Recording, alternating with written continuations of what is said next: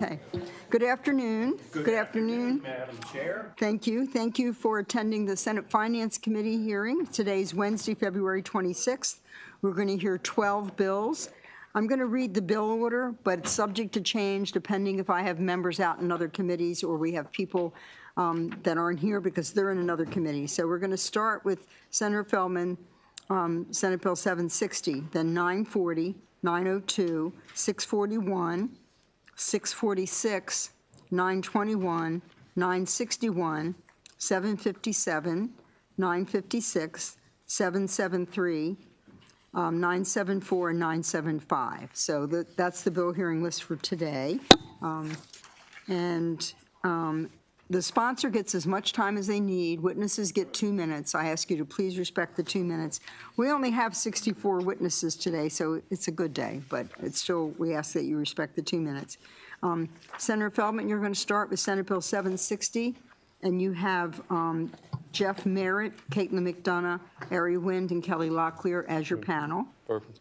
And your bill is Better Small Business Employer Benefit Act of 2025. It's all about the title, Madam Chair. Thank you, it's Senator. the Better Small Business Employee Benefit Act of 2025. So, and first of all, it's great to be back for the first and only time this session back to my old committee. Just by way of a little history, a lot of you read last fall the comptroller's report, which talked about our stagnant economy when it comes to private sector job growth. And we continue to look for ways to address that problem by incentivizing or coming up with creative ways to help our small businesses in this state. Now, this discussion, I'm going to give a shout out to one of your members. Back in 2021, General Assembly created a 24-person work group, which was specifically tasked with creating policies and programs to help Maryland manufacturers, particularly small and mid-size. One of the members of that work group, 24-person work group, was none other than Senator Johnny Moutz. We're going to call that the Moutz Work Group for our purposes of the bill. 96% of Maryland businesses have 50 employees or fewer.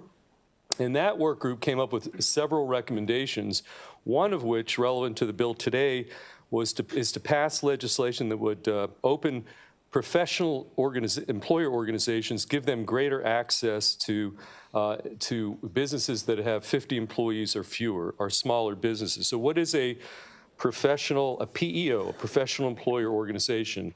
In effect, it allows small and mid-sized businesses to outsource various administrative functions, such as payroll, retirement, training, tax administration, regulatory compliance, et cetera, and generally around the country offer health insurance through the PEO's large group health plans.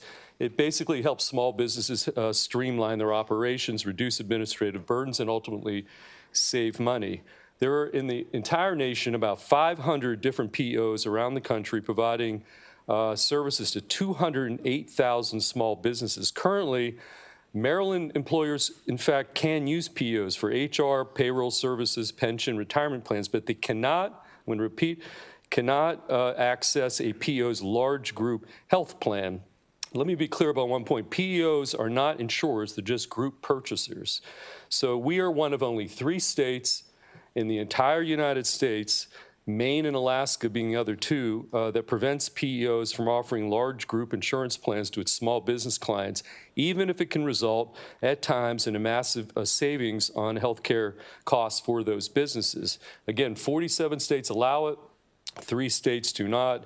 We are in company with Maine and Alaska on that front. Now, I'd also note there's some statistics on this, that businesses that use professional employer organizations have a growth rate that is more than 2 times higher than non-users, an employee turnover rate that is 12% lower, and are 50% less likely to go out of businesses. They help small business by allowing them to have the privileges of a large business when it comes to administrative functions that I mentioned earlier, but not in Maryland when it comes to health insurance. Again, Maryland, one of 3 states in the nation, does not permit that. Now, all Senate Bill 760 does is it aligns us with the 47 other states It puts a definition of a PEO, allows PEOs to offer large group health insurance plans through their to their small business clients, allowing them to access larger and more comprehensive health insurance plans. It does not mandate participation. It's just more options, flexibility for the small business when it comes to offering their employees health insurance. Now, back to the Moutts work group from 2021-22, that recommendation it was a recommendation, but there was no study behind it. So last session, Madam Chair, if you recall, I came to this committee last session with Senate Bill 821 that unanimously passed this committee, which required the Maryland Insurance Administration to study PEOs in the state, review regulations in other states, and address any potential impacts of any statutory changes in Maryland relating to the offering of health coverage by PEOs, and most specifically, the implications on the small group market, which has been the primary concern raised. And you'll see letters of concern from the Maryland Health Benefit Exchange and the Maryland Insurance Administration that sort of essentially lay out some of those concerns about the impact of a bill like this on the small group market. Now, that study was issued, it was released on January 3rd of 2025, and you all should have a copy of that report in front of you. The small group topic, I would just say the market in Maryland has long been an important tool for businesses and organizations to offer health insurance to their employees. And the Maryland General Assembly has absolutely, and this committee's been front and center, worked hard to keep that option strong and viable. But basically, if you look at that study, that January 3rd, 2025 study, the results of the study were inconclusive as to how the market that would be affected by this piece of legislation. Specifically, I'll direct your attention to page 2, and it says, quote, research performed in the course of this study found a lack of empirical data available to conclude that PEOs would have any negative impact on our small group market. In the same study, I'll make a few other points. The Maryland Chamber of Commerce notes that prohibiting PEOs from offering aggregated health plans to their small business clients puts Maryland businesses at a competitive disadvantage compared to other states. PEOs in other states have shown that they can coexist alongside robust markets like our small group market without adversely impacting the broader market.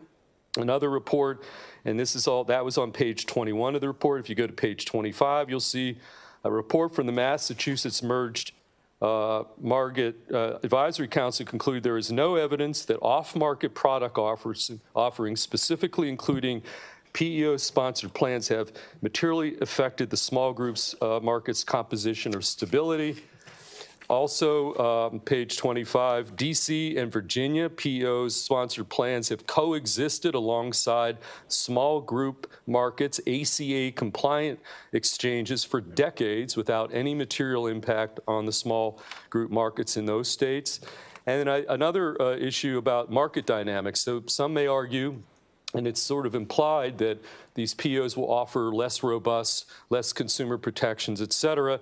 I think you're going to hear from the panel that the market dynamics make that not likely, that in a competitive market, you're going to offer pretty robust plans with a lot of protections. I'll let the panel maybe get into that. So, Madam Chair, just in sum, notwithstanding the letters of concern raising these issues, that was why we did the study last year, because they are, something we have to take very seriously. There is, at this point, no real evidence to support the notion that the small group market would be undermined. It simply allows small business owners more opportunities to offer health insurance through another avenue, professional employer organizations. And again, the panel will speak to that. All we're doing here is merely aligning Senate Bill 760 with 47 other states. And with that, Madam Chair, there is one technical amendment, a drafting error, which I'll offer to the committee. But with all that said, I'd certainly take questions, or you could take the panel, and I'd ask for a favorable on Senate Bill 760. Thank you, Madam Chair. Senator, do you have time to stay? Yes. So we can hear from your panel and then Absolutely. ask questions? Absolutely. Thank you. Kelly, would you like to go next? Sure. Good afternoon, Madam Chair and honorable members of the Senate Finance Committee. For the record, Kaylee Locklear here on behalf of the Maryland Retailers Alliance. We are in support of this legislation. And I'd love to touch on some of what Chair Feldman talked about as far as why our small businesses are so interested in these PEOs. It has to be, honestly, one of the first pieces of conversation that I have when I meet with any of our small business members, period. Everybody is aware health insurance continues to increase year over year, but for small businesses, the frustration is just through the roof, and I think just keeps compounding. So, cost savings.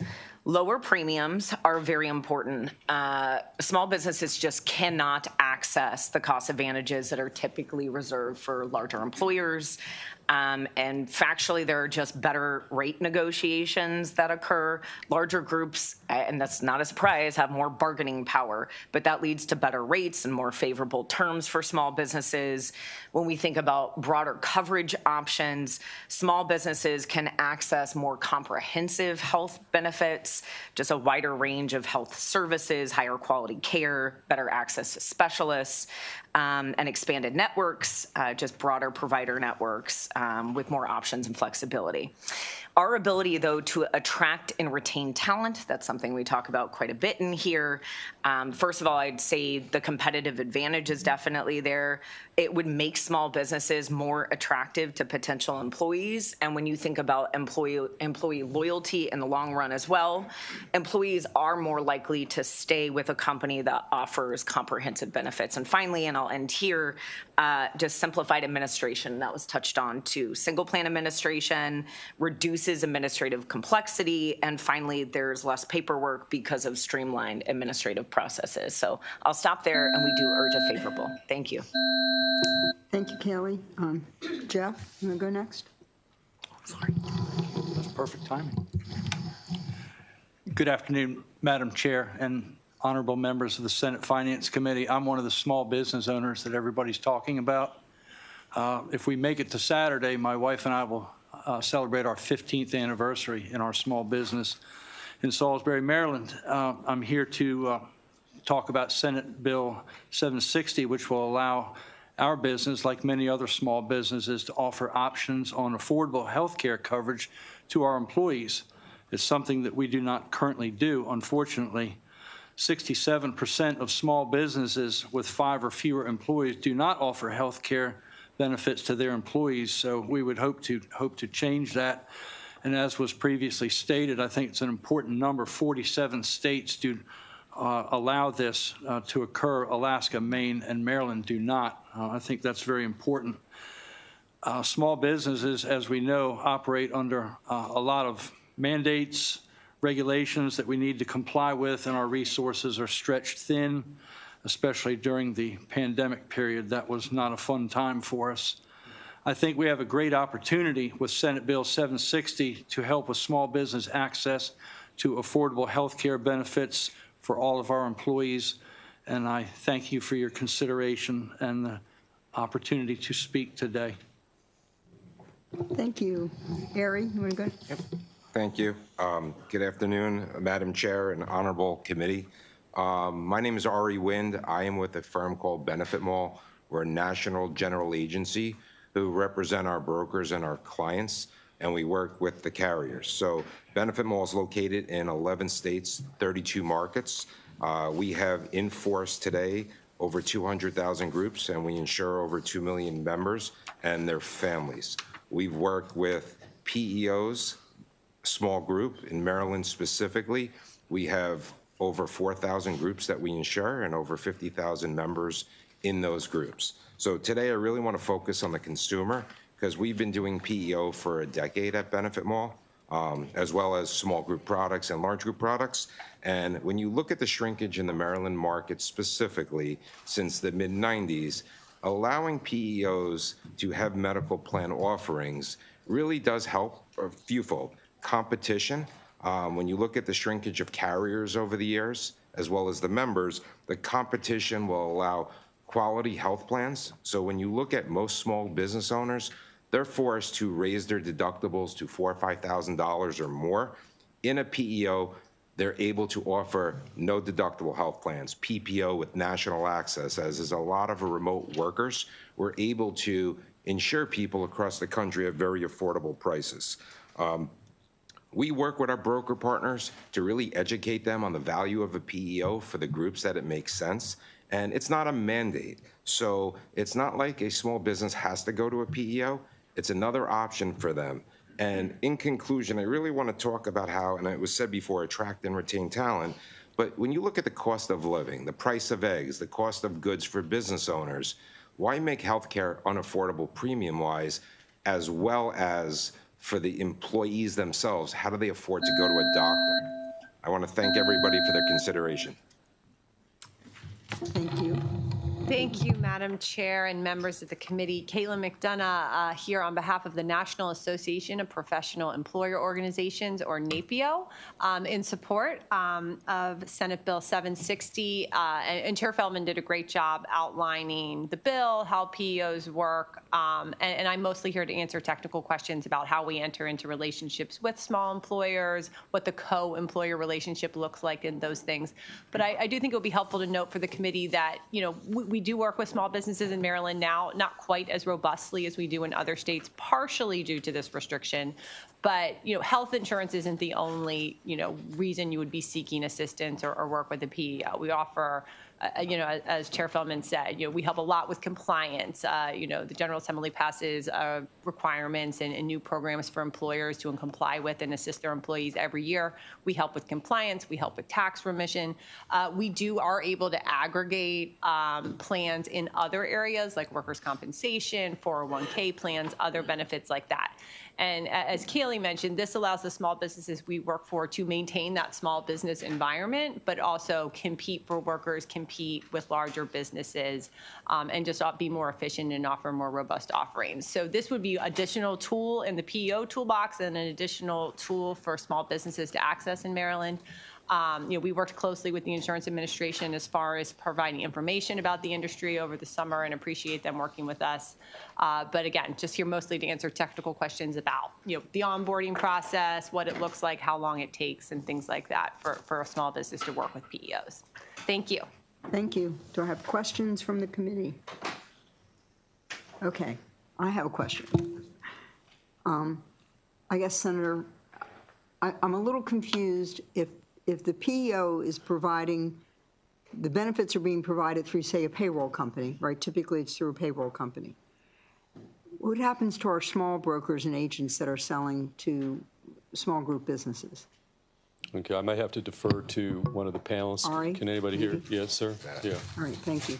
So, like I said, we work with brokers, and brokers will not be cut out of this process. Brokers are an intricate tool for the business owner. They have the relationship, they know their employees, they're able to access and help the client make a decision based on their needs and goals. And when you talk about a PEO, their main focus is payroll and compliance and all the things that everyone said, but it's not a payroll company insuring the employees. It's the actual insurance company. So when you look across the country, there are different carriers in different states, but you know, it's the Blue Cross, the United Healthcare, the Cigna, the Aetnas, the Kaisers. Those are the ones who are truly underwriting the insurance and managing the risk between the broker, the carriers, and the PEO to make sure that they have quality coverage at an affordable, sustainable price.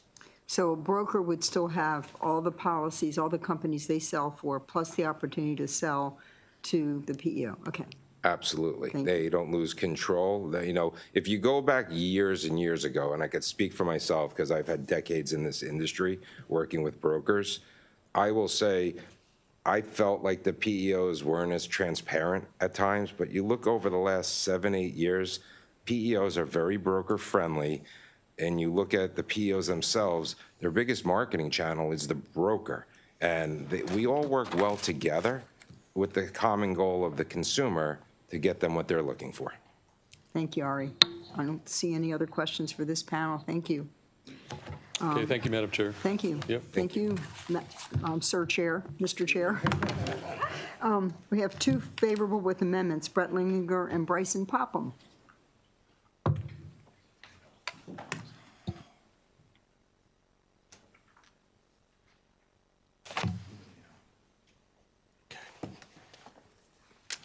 afternoon, Madam Chair, members of the committee. Bryson Popham, appearing before you in support of Senate Bill 760 with amendments on behalf of the National Association of Business and Insurance Professionals. You will remember them, Madam Chair, and other committee members as well, as the health underwriters. I am not here to attack or defend PEOs as a business model. The previous testimony was correct. They certainly have a role in this. We are taking a position, that is the health underwriters, if I may, that we believe is prudent in suggesting a couple of amendments for you. And the reason for that is, had this hearing been held 25 years ago, I would have been sitting up here opposing this bill. Next to me would have been the insurance commissioner or a representative. We did that. We passed laws over the past few years to protect small group. Why? Because one of the most important accomplishments of this General Assembly was in 1993 when you enacted the original small group law. And one of the most important benefits that you created at that time was to give small businesses a place where they could buy health insurance and they didn't have to worry about medical underwriting. They didn't have to check with their employees to see if they would pass medical underwriting. We created a group, a large enough group to support that. In the mid-90s, we had about 500,000 participants in that group. Today, we have, I think, around 220. But we are here today to protect what you have done. And the way that we are asking you to do that is with two amendments. One, that would create a reasonable sunset, let's say a 2-year sunset, to see if this is working. And secondly, ask the insurance commissioner to look at the potential effect of this change on the small group market, not on PEOs, but on the small group market. That is our recommendation, Madam Chair. With that, we respectfully request a favorable report. Brett? Thank you, Madam Chair, members of the committee. Brett Leininger here on behalf of NAIFA, Maryland's National Association of Insurance and Financial Advisors. Maryland's chapter. Many of our members are health insurance producers, like Mr. Popham's clients. To dovetail off of Mr. Popham's testimony, we participated in the working group in the study during the interim, and our sentiments are akin to what we provided to that work group, is about transparency to make sure that the small business owner knows exactly what they're purchasing. Our understanding is that oftentimes these types of the health insurance benefits, among the others, are bundled into a package. We want to be sure that from a disclosure standpoint at proposal, that the services and the costs are delineated so that the individual business owner knows what they're paying for each of the services as compared to those who are dealing with a health insurance producer, because there's a value proposition, and I do know that the producers have worked with PEOs as well, but not in every case. So we just want to make sure there's transparency at proposal and in the contract as well. Also want to make sure that the benefits that are being offered are very transparent so they know exactly what it is that they're purchasing. The producer goes through extensive due diligence to be sure that the product that they are purchasing, the business owner's purchasing, is fits well with what their employees need. And finally, I'd support the sentiments regarding the sunset and the reporting requirements. And with that, we support the bill with those amendments. Thank you both. I don't see any request for amendments in your testimony. I see your letters, but I don't see a request for amendments. You're right, Madam Chair. We specifically didn't draft it because we think it's a work in progress. We would propose to work with the Commissioner's office about the specific items that they should be examining. They have, in fact, as you know, already done a study. We don't want to reinvent that wheel, but we want to be very precise about the things they need to look at, kind of be a canary in the coal mine, if you will, about the potential effect of this legislation on the small group market. So the commissioner's here. I'm sure she's listening. But I do need for you to work with her, draft amendments. You know, we're coming close to crossover. So we did have a conversation shortly before this hearing, and I'll take that up immediately after this hearing with I her. appreciate it, Mr. Pop. Will do. Do I have any other questions for this panel? Seeing no questions? Thank you. Thank you very much. Thank you. And the last two, well, first we have Kimberly Robinson, unfavorable, and then we're going to have a virtual unfavorable. So Kimberly, come on up.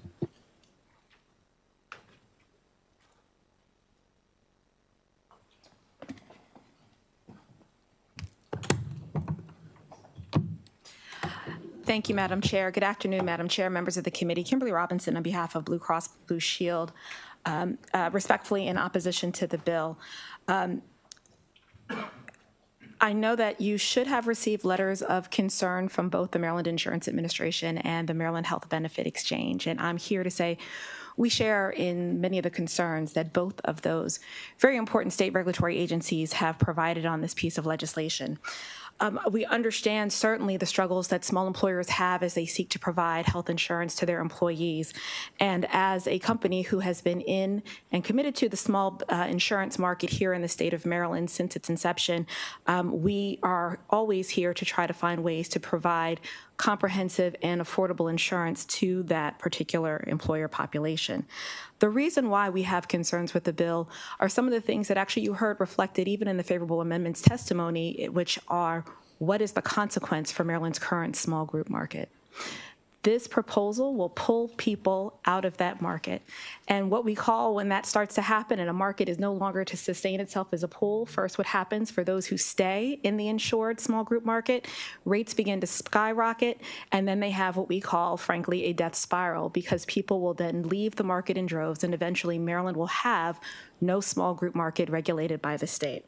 The challenges that we see with PEOs is that they open the door to this market destabilization, and I do think that for the small businesses in the state that can have a very serious consequence that I want to make sure that this committee takes seriously. You take all of your work seriously, but take the specific thing seriously as you talk with our regulators to understand what that consequence would be. The other thing that it does is it actually does open the door for discrimination in health insurance, is that these products are not subject to all of the requirements of the Affordable Care Act. And this committee is right now in the process of passing additional legislation to codify ACA requirements into state law, while this will let people out of those same very requirements that you're advocating for today. I will quickly wrap up my testimony, Madam Chair, and say we hope that you consider this seriously. We are happy to continue to talk with you about it, and for that reason, we urge your unfavorable report. Kimberly, thank you. Any questions from the committee? I just want to clarify. So your concern is that so many people would leave our current small group market, go to the PEO market, and then the small group market prices would increase because of the lack of volume, and then Correct. It would just collapse. The pool essentially dries up at that point, right? As it shrinks. Thank you. We have Glenn Arrington on as another unfavorable. Thank you, Kimberly. Glenn, you want to unmute and give us your testimony, please?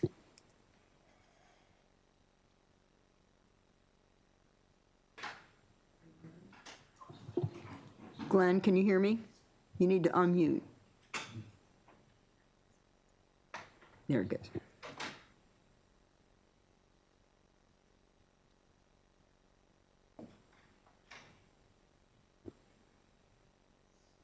Madam Chair and Madam Chair Bidle and members of the committee, my name is Glenn Arrington, Principal Agent and owner of Group Benefit Strategies, LLC in Bel Air, Maryland.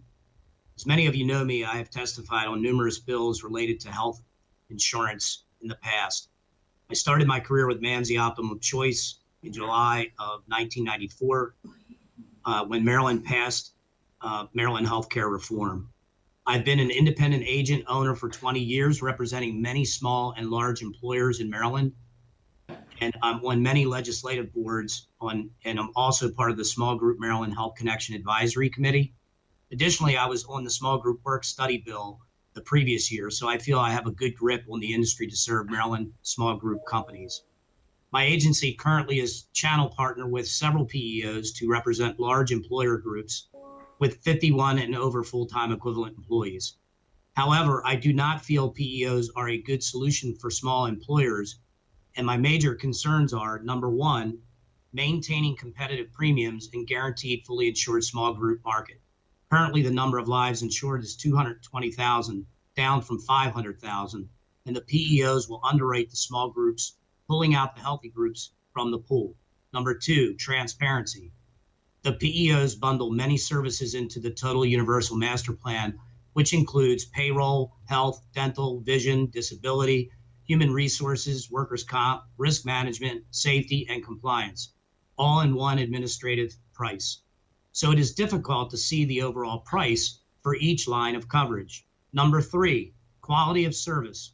Once an agent refers a small group client to the PEO, the agent is not the broker of record with the insurance products. The PEO broker controls the service of the account with the PEO vendor with all lines of coverage. The independent agent receiving the administrative service fee has less control of their client. Number 4, unbundling the total package. In order to unbundle the insurance products, it is very difficult to pull out pieces of the benefits since it's packaged together as one overall benefit price. So as the owner of Group Benefit Strategies, we are opposed to allowing PEOs in small group. And I want to make one further comment. Ari mentioned that brokers are still involved. They're involved, but they're not involved being the broker of record on the piece of business on that line of insurance. You just work with the PEO, the TPA, the payroll vendor, and hope that you can work together cordially to make sure everything's working out cohesively with your small group client. Glenn, thank you for your testimony, and that clarified some things, helped us a lot. Do you have any other questions for Mr. Arrington? Seeing none, thank you for your testimony. That ends the hearing on Senate Bill 760. Next, we have Senate Bill 940. My Vice Chair, Senator Hayes, Health Insurance and Family Planning Services, Consumer Protections. Senator Hayes, do you have a panel? Yes. Okay. Karen Nelson, Dr. Nilesh Kalyanarama, and Marie Grant. Hey, how's it going? Sorry. Hey. Oh, yes, there she is. All right.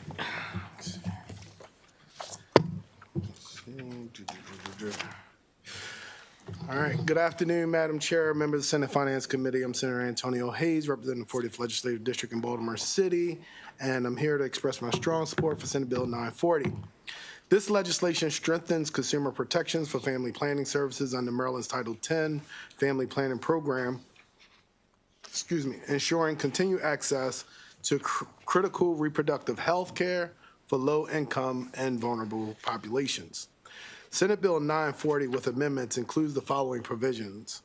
Codifying protections for Title X providers in Maryland ensures continued funding for providers added after 2017 when Maryland expanded its program to protect against federal restrictions.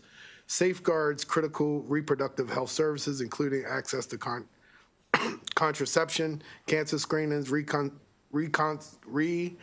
conception counseling, STI testing and treatment, basic infertility services, adult health programs, preserving comprehensive reproductive health care, guarantees that Maryland's Title X providers can continue to offer unbiased, medically accurate reproductive health services, including confidential care, affordable contraception, referrals for abortion services, a crucial component of the reproductive health care.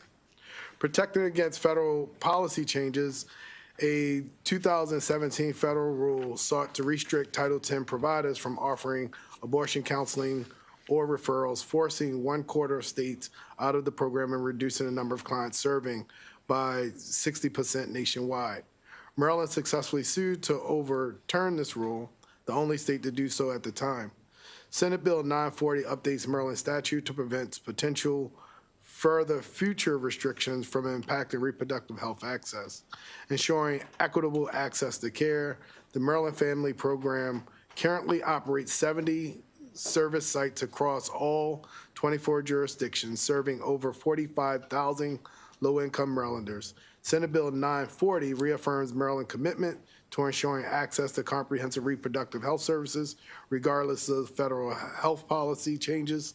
Senate Bill 940 is a necessary step to modernize Maryland's family planning protections, protect public health, and ensure reproductive health services for all Marylanders. I urge a favorable report for Senate Bill 940. Thank you, Senator. Karen, you want to go next?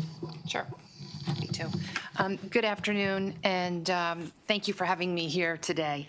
My name's Karen Nelson. I'm the CEO and president of Planned Parenthood of Maryland. I have spent decades of my career working at Planned Parenthood and working underneath the Title X program throughout the whole time. I do know firsthand the importance of Title X and the importance of providing patients with the health care that they seek and that they need. And as a provider, we know the most critical element of being able to provide exceptional patient care, or frankly, any care at all in times, is consistent funding from all applicable sources. And that's why I and my organization respectfully request a favorable vote on SB 940, as it does make the necessary changes to the family planning program in the Maryland Department of Health. And it would allow for the continuity of family planning health care to be provided within the state.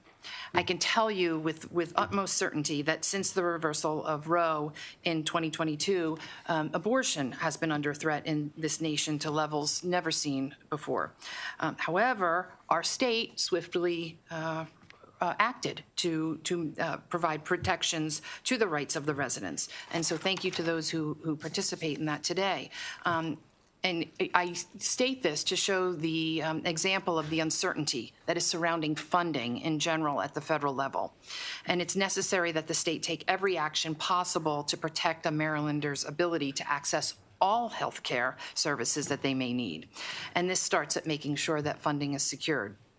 And we at Planned Parenthood of Maryland, we are proud to provide the wide spectrum of care. Some of it, as you know, is being made out to be very controversial. But right now we're talking about family planning services. And family planning services include birth control, women's preventative health care, and cancer screenings. And these have never been controversial. So with that, knowing that this bill will protect all of these services, we ask for a favorable report. Thank you.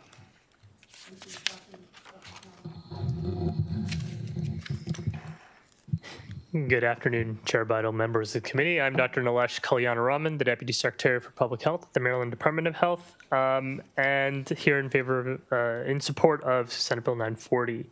The Maryland Family Planning Program provides comprehensive reproductive health services for the state's most vulnerable residents. In the previous fiscal year, 24, served approximately 45,000 people, and in this fiscal year, we're projecting to serve over 50,000 people.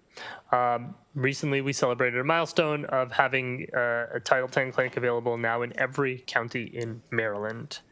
The updates in this bill will allow us to continue care at sites that were added since Senate Bill 1081 was enacted in 2017. In just the past couple of years, we've added 3 providers and 7 service sites that wouldn't be eligible if this bill doesn't pass. Title X services are provided through a variety of providers, local health departments, federally qualified health centers, Planned Parenthood, community colleges, schools, and it's this diversity of settings that really allows us to do the work that we need to do in providing these services throughout the state. The department respectfully asks the committee to support this update so that the program can maintain continuity of family planning services should there be any federal changes that limit the scope of services or providers. Thank you.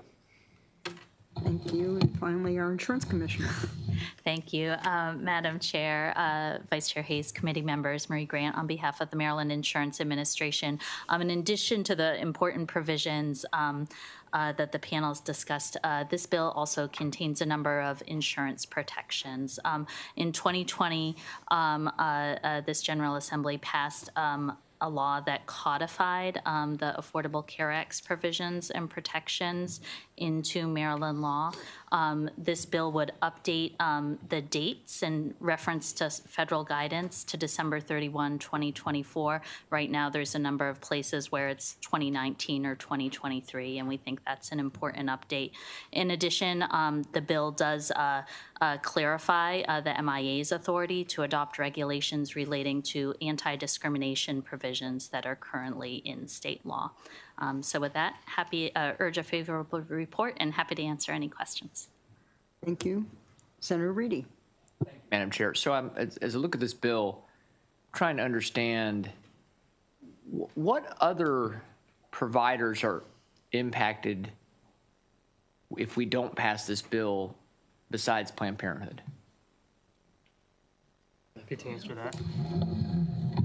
So right now, the majority of the service sites are local health departments, but there are also some federally qualified health centers, and then, as I mentioned, some colleges. Okay, why would we're passing this so that they can be backfilled with state funds because of, I'm trying to understand what the bill does. Sure. Like, they're going to, I understand the federal rules are going to have changed. So federal tax dollars won't be used to abort babies anymore. But they're saying if you have a service that's based on that, you can't get federal funding for the family planning part. So right, this is the purpose of this bill is to, at least from the public health side, and I'll leave it to Marie to speak to the other part, is to update right now in the prior bill, there was a date set in 2017, and this is to update it so that new family planning sites that have come online since then are eligible for us to be able to fund and get backfilling, yes. Because up till now, the state has funded them, correct? The state has funded them, and we do have federal funds right now, but we have seen in the past that federal funds have changed their criteria, and we're trying to address that so that we are able to continue to offer the full set of family planning services that we currently do. Because if the federal regulations about those, like local health departments or other things you've mentioned, change, then it would also constrict the state's ability under the way we currently have the law, is what you're saying. Correct. Okay, I'm just trying to understand how the money work together. But aside, as far as the main big issue in the room is with the federal law changing on abortion and taxpayer funding from the federal level, are there providers providing abortions at local health departments or at, I guess maybe at FQHCs there are, correct? Certainly not at local health departments, at FQHCs. I mean, I can't speak to that, right? I don't know, but this funding is not for abortions. This is for family planning services. It's for the family planning and the counseling services. Right. Okay, but right now that could get cut it hasn't been cut yet, but it could be, as your concern. It could be as our concern because it did get cut in the past. It was yes, cut. Correct. What was the rationale? I know you weren't in this position when that happened, but what was the rationale? Was it that it was tied to things that were, or the change that was made in the administration in 2019, federal administration, was that we were being prohibited from funding providers that provided abortions, whether it was for services that were abortions or not. Correct. Okay. And our stance is that we are not using these funds to provide abortions. This is for family planning, so we have to be able to protect that piece of it. Right. But if you're an FQHC or a health department, I guess what I'm getting at is this really that they're not going to be in danger because they're not providing abortions. Well, like I said, I can't speak to the FQHC part, right? The local might be. Oh, that's right. Right. So I just don't know what the breadth of services there is, depending. Okay. The LHD is not, but one of our goals is to make sure that we have a broad network of providers. Okay. Thank you very much. Thank you, Madam Chair. Thank you, Senator. Do I have any other questions for this panel? Seeing no questions, that ends this panel. We have one unfavorable. Thank you for doing it. Sorry.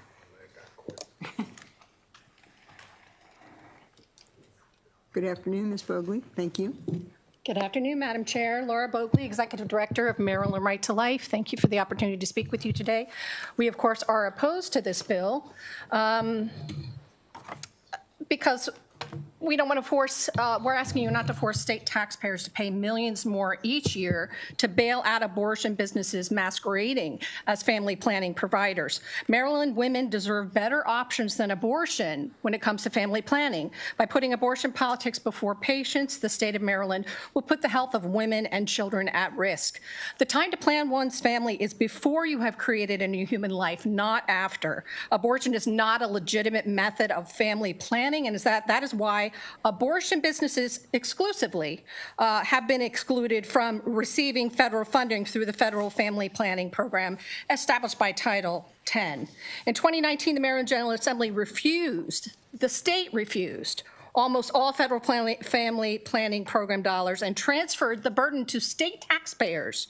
The bill forced Maryland taxpayers to pay an additional $3.2 million a year, escalating annually, to abortion providers exclusively that refused to comply with the federal Title 10 funding requirements. The bill seeks to codify 2021 Title 10 rule changes that not only make abortion businesses eligible for family planning funding, but would deny public funding to any family planning provider who will not refer women for abortions. This benefits abortion businesses exclusively. It also would increase the amount of state taxpayer funding for abortion businesses by increasing the annual maintenance of effort from the 2016 federal amount of $3.2 million to the 2024 amount, which the fiscal note does not disclose for you. Maryland taxpayers should not be forced to pick up the tab for abortion businesses that continue to refuse to separate their abortion practices from their family planning services. We urge you to restore the integrity of the Maryland Family Planning Program and issue an unfavorable report on this bill. Thank you. Thank you for your testimony. We have a couple of questions. Senator Mounts? Well, thank you, Madam Chair. And thank you for your testimony. Very quickly, you were talking about the money, the taxpayer money. And I was looking at the fiscal report. I don't know, did you have a chance to look at the fiscal report for this bill? I did, Senator. So I was looking for the financial impact. I couldn't find it in the fiscal report. Maybe I missed it. Did you see it in the fiscal report? No, of course, the fiscal note that said that there would be no impact. But what it does, Senator, is it actually changes the maintenance of effort rate from the 2016 rate, including which providers were eligible under the Trump administration, to the 2024 rate and which providers were eligible under the Biden administration. And that would exponentially increase the cost? Well, this is the issue. That's really would have to be computed at the state level, because that $3.2 million that was shifted to state taxpayers to shoulder in 2019, that is going to be based on what the previous year's payment was to the qualifying grant recipients. So under the Biden administration, Planned Parenthood and other abortion businesses qualified, even though Planned Parenthood only 30% of their services are contraceptive care. And it's questionable whether or not that contraceptive care is quality contraceptive care. There are a lot of articles and news pieces on that I could share with you if you're interested in that information. So we don't know how much funding those abortion providers received last year, or in 2024. So it would be based on that figure. How much did abortion providers in Maryland who also claim to provide family planning services receive from the Biden administration in 2024? And that is in addition to the state funding. Yeah, and also in my district, there are a couple of pregnancy centers that are very strong and that receive a lot of, they're utilized quite a bit. And they are not eligible for any of this funding. Is that what you were saying? The medical, testifying to, I apologize. Yes, the medical pregnancy care centers in Maryland do not, there's very few exceptions, do not apply for any grant funding. And over the years, they've become discouraged from applying because they're not often selected. So there's a couple, I think, that maybe receive Maryland prenatal care grant funds. That fund was actually cut last year. And one of the reasons was because they had expanded the prenatal care grant fund so that Planned Parenthood and abortion providers could qualify for that fund. But once the Abortion Care Access Act was enacted, the abortion providers just simply lost interest in applying through prenatal care grants. But pro-life pregnancy resource centers, the majority of them, vast majority of them, do not receive any public funding or grant funding through Title 10. Thank you. Thank you. Do I have any other questions? I thought I saw another light. Nope. Thank you. Thank you, Ms. Bogley. Thank you, Madam Chair. That ends the hearing on Senate Bill 940, and now we're going to go to Senate Bill 902, Senator Augustine. Health insurance access to non-participating providers, referrals, additional assistance and coverage. And you have Teresa Miller, and then we'll have Laura Mitchell virtually. Okay. Thank you, Madam Chair, Mr. Vice Chair, and members of the committee, Senator Malcolm Augustine here asking for a favorable report on Senate Bill 902 with amendments that will conform to that which has already passed the House. I'll just let you all know that from the start. This committee already did the heavy lifting on this balance billing piece of legislation in 2022 when you all passed, is sponsored by Senator Klausmeier, the bill that prevents people living with severe mental illness and substance use disorder from paying higher costs when they are forced to seek treatment out of their insurer's network. And so we've already done that, as you all know, but there was a sunset on that. And so what this does is, this has worked. It removes that sunset so that it doesn't expire, which is set to do here in 2025. So that's a very important part of the bill. And then it ensures fairness in the utilization review process, and furthermore mandates that the carriers provide some assistance to patients when working through this coverage for out-of-network providers who are outside of network, as you all are already keenly aware. Now, like I said, the bill as introduced is one I did submit. It's in there, the amendments for you all's consideration that would conform it to what has already passed, is moving in the House. And what it does is the language makes it clear that this piece of legislation applies only to mental health and substance use disorders. There's also some clarifying language that was requested by the Maryland Insurance Administration, again, limiting it to mental health and substance use disorder. And it also deletes the development of a formula by MHCC, which was at the request of the carriers, which also should eliminate whatever fiscal note that was associated with that. And with that, Chair Beidel and Vice Chair Hayes, members of the committee, I'm going to ask for a favorable report on Senate Bill 902 as amended. Thank you. Teresa? Yes. Good afternoon, Madam Chair, members of the committee. My name is Teresa Miller. I'm the National Director of Health Initiatives with the Legal Action Center, and we facilitate the Maryland Parity Coalition. And I just want to thank Senator Augustine for sponsoring this bill. To all of you, a big thank you for passing this back in 2022. As the Senator mentioned, we've learned a lot in the last few years, and so Senate Bill 902 contains some updates and some additional protections based on what we've learned over the last few years. We've worked with the Maryland Insurance Administration and carriers over the last few weeks to tighten the language, so we're pleased that I think we now have a consensus bill, and again, would just ask for your favorable your vote, and thank you so much. Thank you. And we have someone else from your panel that's favorable with amendments, is virtual, Laura Mitchell. So we'll hear from Laura. Okay.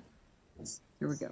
Good afternoon. Thank you for allowing me to testify on this bill today. It's super important to me. We spent over 2 years looking for care for my granddaughter who was suffering with multifaceted mental health challenges. And it very nearly cost her life not being able to find care. Even our provider trying to help us look in their network and find care with 58 providers on their list. None of them could meet her needs. She became suicidal. It was very, very touch and go for a while. And it really took way too much effort to find somebody, but we did. Unfortunately, they were out of network. So this bill finally allowed us, when it was originally passed, to take her to someone who could meet all of her needs, because she is on the autism spectrum and has trauma and some other issues, and could see her right away and start treatment with her in a way that she could connect with. And she is now a high school senior. She is thriving at home and at school. We just can't go back. There are some updates in this, and I really, really appreciate that, because one of the things that we've had to do is every 6 months renew our exemption, our inadequate network exemption, the insurance company's words, to make sure that she can still continue to see this out-of-network provider. They haven't expanded their network and they haven't made any changes. And she has connected with this person. To have to keep doing that, I lose a lot of sleep. I'll wake up in the middle of the night. Did I remember to renew that? Is it time? Can she see her provider? Will I get reimbursed?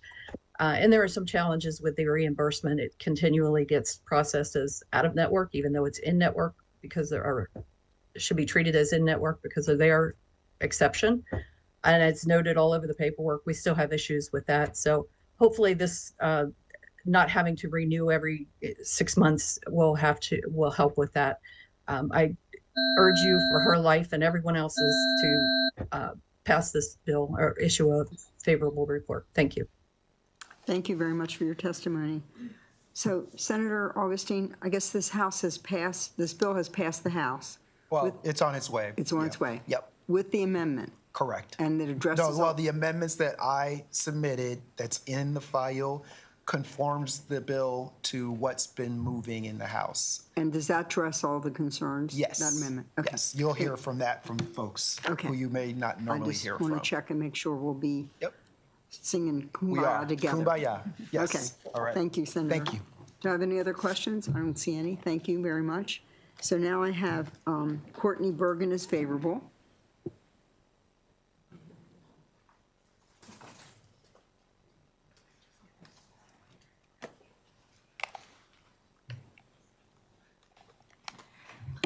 Good afternoon, Madam Chair, members of the committee. My name is Courtney Bergen. I'm an attorney and Equal Justice Works Fellow from Disability Rights Maryland. And Disability Rights Maryland is here in support of this bill because many of our clients with complex mental health needs can only access care from out-of-network providers. And this is just not a professional issue for me. This is actually an issue I personally experienced. Back in 2018, I spent a year in the hospital. And when I was discharged, I contacted more than 50 providers. Not one in-network provider would see me. Finally, I gave up. I started contacting out-of-network providers, found an out-of-network provider that would see me, but my insurance company, approved like an out-of-network exception, but then it would have cost me more than using my out-of-network benefits to use that exception because of the balanced billing that was currently in place at that time. Fortunately, after testifying before this committee back in 2019, I was able to get the care I needed. And 5 years later, I've graduated from law school. I'm here before you today with a very different life because of the work advocates have done on this bill. So this is really personal to me, and I would ask you to pass this bill so that other people can have the opportunities that I've had. There are so many people who just can't get the care they need, but it exists. That's the thing I really want to implore today, is that this care exists. It just doesn't exist in insurance networks because reimbursement just often isn't commensurate with what people really need. I get therapy 3 times a week for 2 hours a day. It's a lot more than most people get. And only because I get my needs met am I able to be here before you today. I've not been hospitalized again since that time. I had probably more than 50 hospitalizations prior to getting my needs met. So these protections are really life-changing, as Laura explained, and as I hope my story shows you. So with that, I'll ask you to issue a favorable report on Senate Bill 902, and thank you so much for your time. Thank you, Courtney. Have you seen the amendments that are being? I have, yes. And you're okay with the amendments? Yes, they sound great. Thank you, Courtney. That ends this panel, and now we're going to bring up Matt Celentano, Dana Kaufman, Kimberly Robinson, and Marie Grant, all favorable with amendment. Sure.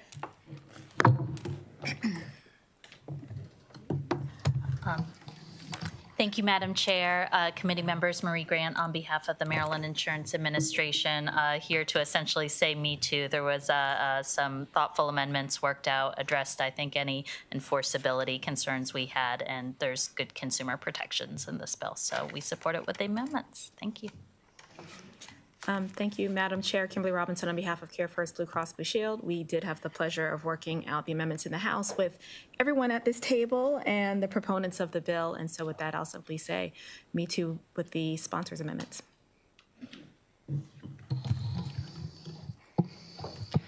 Good afternoon, Madam Chair, members of the committee. For the record, I'm Dana Kaufman here on behalf of MedCai. We also support the bill with the amendments that were presented by the sponsor.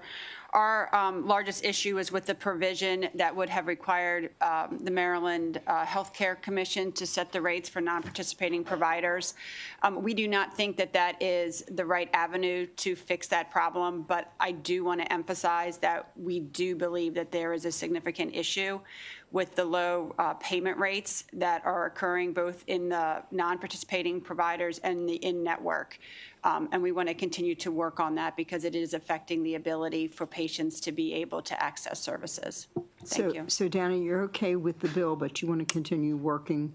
Yes. Okay, after the passage. Thank you. Matt? Madam Chair, members of the committee, I do not associate myself with Ms. Kaufman's comments, but I want to thank Senator Augustine and Delegate Sample Hughes for giving us the ability to work through this bill, and we're really comfortable with the bill. So thank you very much.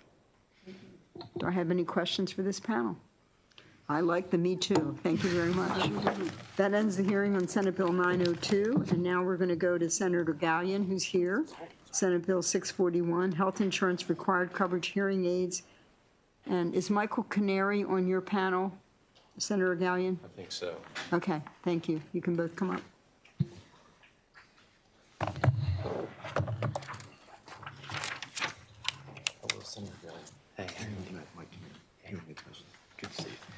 Good afternoon, Madam Chair, members of the Finance Committee.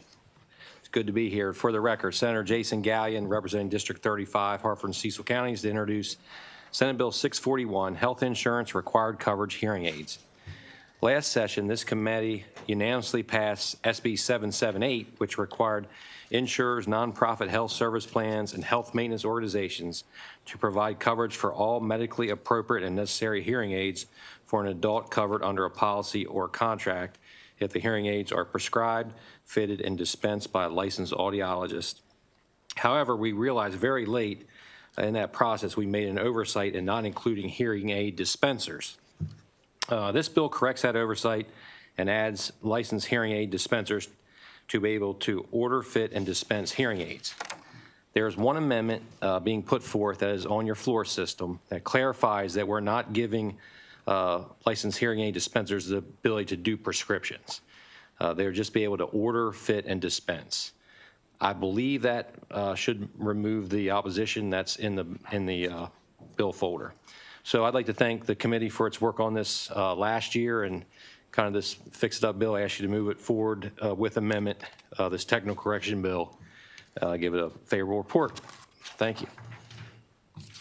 Thank you, Senator. And Michael? Good afternoon, Madam Chair and members of the committee. My name is Mike Canary, and I'm a second-generation hearing aid specialist with an office right here in Annapolis. My family has been helping people with their hearing for over 50 years. We have been providers with Blue Cross Blue Shield, United Healthcare, and other insurance companies for many years. Senator Gallion just explained the situation we have here much better than I could. We're looking forward to this remedy to allow consumers to choose where they get their hearing care from among the licensed providers who are currently providing that care. Today, a person looking to correct their hearing may choose an over-the-counter hearing aid. Our state has a vibrant community of doctors of audiology, so many people will choose to see an audiologist. Other people will feel most comfortable at a small family business like my own, where they'll be working with a hearing aid specialist. So being able to choose the kind of solution and the provider you're most comfortable with is very important. And hearing aid specialists like myself have always been one of the options available to people.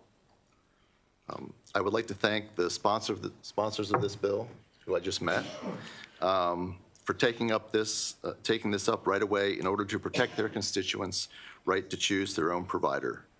I would also like to thank the Maryland Academy of Audiology for the goodwill that they have expressed in supporting this solution.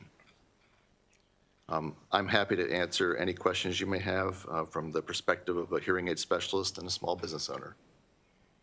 Thank you for your testimony. Senator Ellis? Madam Chair, thank you. Senator Gallion for this educational bill. So this is the first time I heard about hearing aid specialists. Yes, sir. So is there like, what gives you that specialization? Is it training, education, license? Can you tell me more?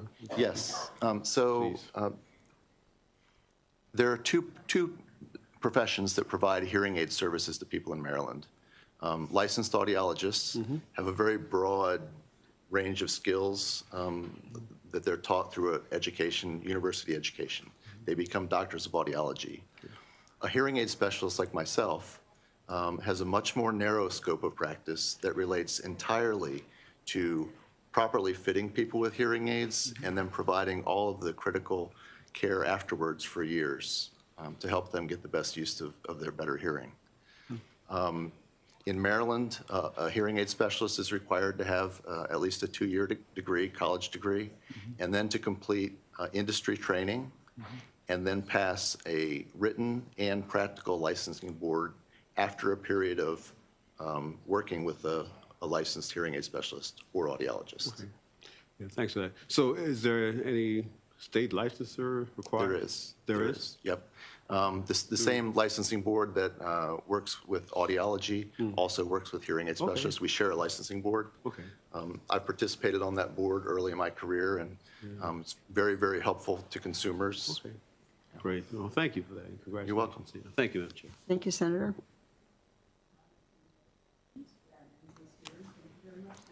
Thank you, Madam Chair.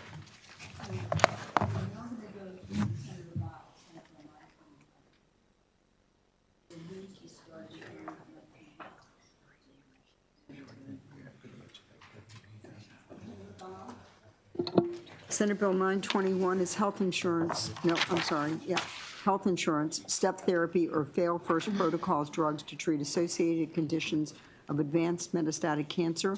We have Senator Gao, Angelica is virtual, and Patrick Hogan. Thank you. Thank you very much, Madam Chair and members of the committee. Senate Bill 921 is more than just legislation. It's a vital lifeline for patients fighting metastatic cancer. This bill stands against the cruel practice of step therapy for medications prescribed to treat conditions associated with metastatic cancer. Step therapy, often called fail first, forces patients to try a cheaper, health plan preferred drug before they can access the treatment their doctors have prescribed. This process not only undervalues the expertise of medical professionals, but also profits over the very lives of our constituents. It is a practice that can mean a delay in effective treatment, causing needless suffering and in some cases life-altering harm. Metastatic breast cancer is the most advanced stage of this devastating disease. While we have yet to find a cure, effective treatment can and does offer hope. Hope that nearly 1/3 of women in the United States have seen by surviving at least 5 years after diagnosis. These statistics are not mere numbers. They represent real lives, real struggles, and real victories over seemingly insurmountable odds. Maryland has made commendable progress by imposing safeguards around step therapy protocols. However, these protections have not reached all who need them. Patients battling metastatic cancer and those enduring the severe side effects that come with it are still left vulnerable. Conditions such as intense pain, crippling fatigue, lymphedema, relentless nausea, nerve damage, and dangerous declines in white blood cell counts are not secondary issues. They are critical challenges that affect quality of life every single day. I urge you to remember the story of a Susan G. Komen advocate from Baltimore, a dedicated bus driver whose world was upended when her cancer advanced. The excruciating pain forced her to leave her job, stripping her of security and dignity. Her story is a stark reminder that the struggle to access appropriate medication is not merely an administrative hurdle. It is a battle that can determine a person's ability to live with dignity. Today, we have the opportunity to declare that no patient, especially not one facing the relentless challenge of metastatic cancer, should be forced to navigate bureaucratic obstacles in accessing life-saving medications. By supporting Senate Bill 921, you choose compassion over cost-cutting, dignity over delay, and life over red tape. I urge you to join me in standing with those who need us most. And let us ensure that our healthcare system is a system that cares for its people, not one that stands in the way of their recovery and hope. For the fiscal note, this bill would have a minimal impact, but would generate a slight amount of additional revenue without additional expenses. And for these reasons, I respectfully request a favorable report on Senate Bill 921. Thank you, Madam Chair. Thank you, Patrick. Madam Chair, for the record, Patrick Hogan, Cornerstone Government Affairs, representing Susan G. Komen. I was really just here in case our client was not able to join virtually, but she is here, so I will just say Thank you for your consideration, and turn it over to Angelica. Thank you, Patrick.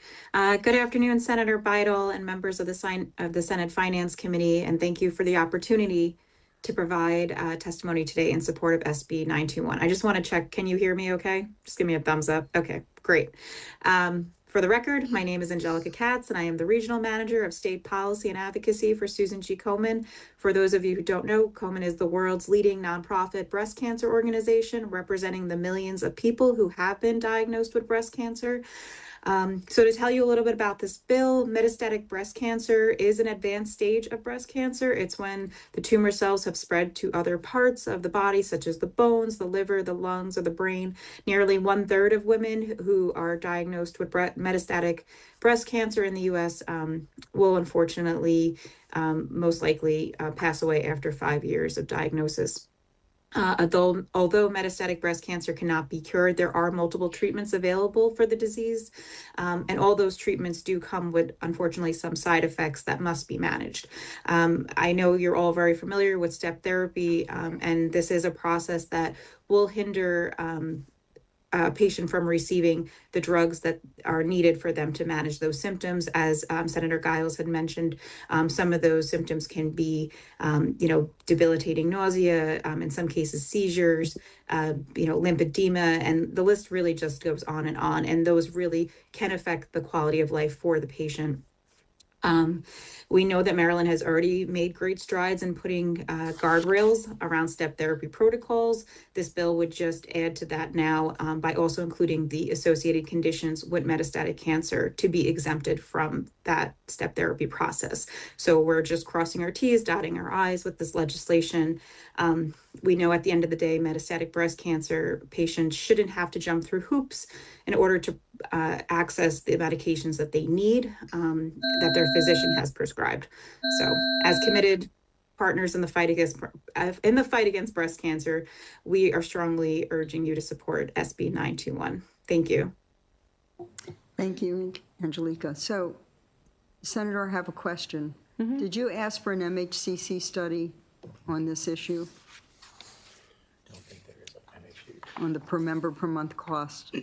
Madam Chair, I don't think there's been a study on this bill. Well, there was a study based on a prior request on, I think, something similar. The projected 2025 paid claims per member per month is $738.70. So I think maybe you need to talk with MHCC maybe on the study. Okay. All right, Will do. thank you. Yep. Do I have any other questions for this panel?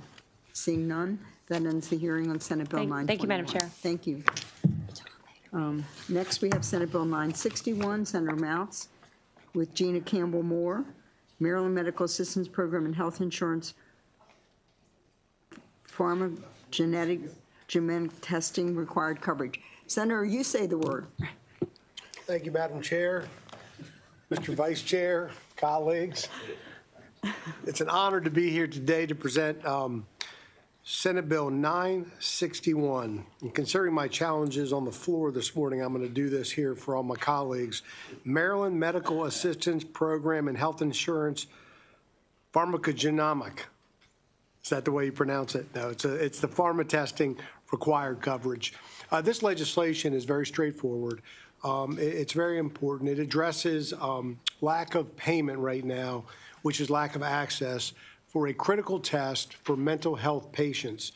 This test is a genetic test that can determine what medicines are most effective for patients. Sort of as you just heard talking about step therapy. However, this is just for the mental health patients. If enacted, it would be straightforward in requiring coverage for this test. This is a very technical issue, and I'm honored to be able to present to the committee an expert witness who's come here to share time and expertise with us. That's Dr. Moore. So I'll turn it over to Dr. Moore to get into the details of this test, how it affects the mental health treatment community, and other details. Dr. Moore? Hello, and good afternoon. I'm Dr. Gina Moore, Vice President at Myriad Genetics and also an obstetrician gynecologist. I would like to thank the honorable members of this committee for the opportunity to provide testimony today in support of Senate Bill 961, legislation that ensures access to pharmacogenomic testing for Maryland patients. Prior to my work at Myriad, my work included direct care of patients with mental health illnesses, including depression, anxiety, and postpartum depression and psychosis. I also worked for 15 years as a medical director and subject matter expert for genetic testing for some of the nation's largest insurance carriers. Today, Maryland is grappling with rising levels of mental illness. This is worsened by a shortage of mental health care providers and facilities. Tools and solutions are urgently needed to address this crisis. Pharmacogenomic testing, or PGX, is one such tool and will be covered under SB 961. The test, which can only be ordered by a licensed clinician, is only needed once in a patient's lifetime. The results provide valuable data to providers, helping to inform medication selection and dose optimization. This reduces trial and error prescribing and hastens time to remission of illness. Based on peer-reviewed medical studies, patients experience faster recovery, and insurance carriers see a reduction in healthcare costs when PGX is utilized.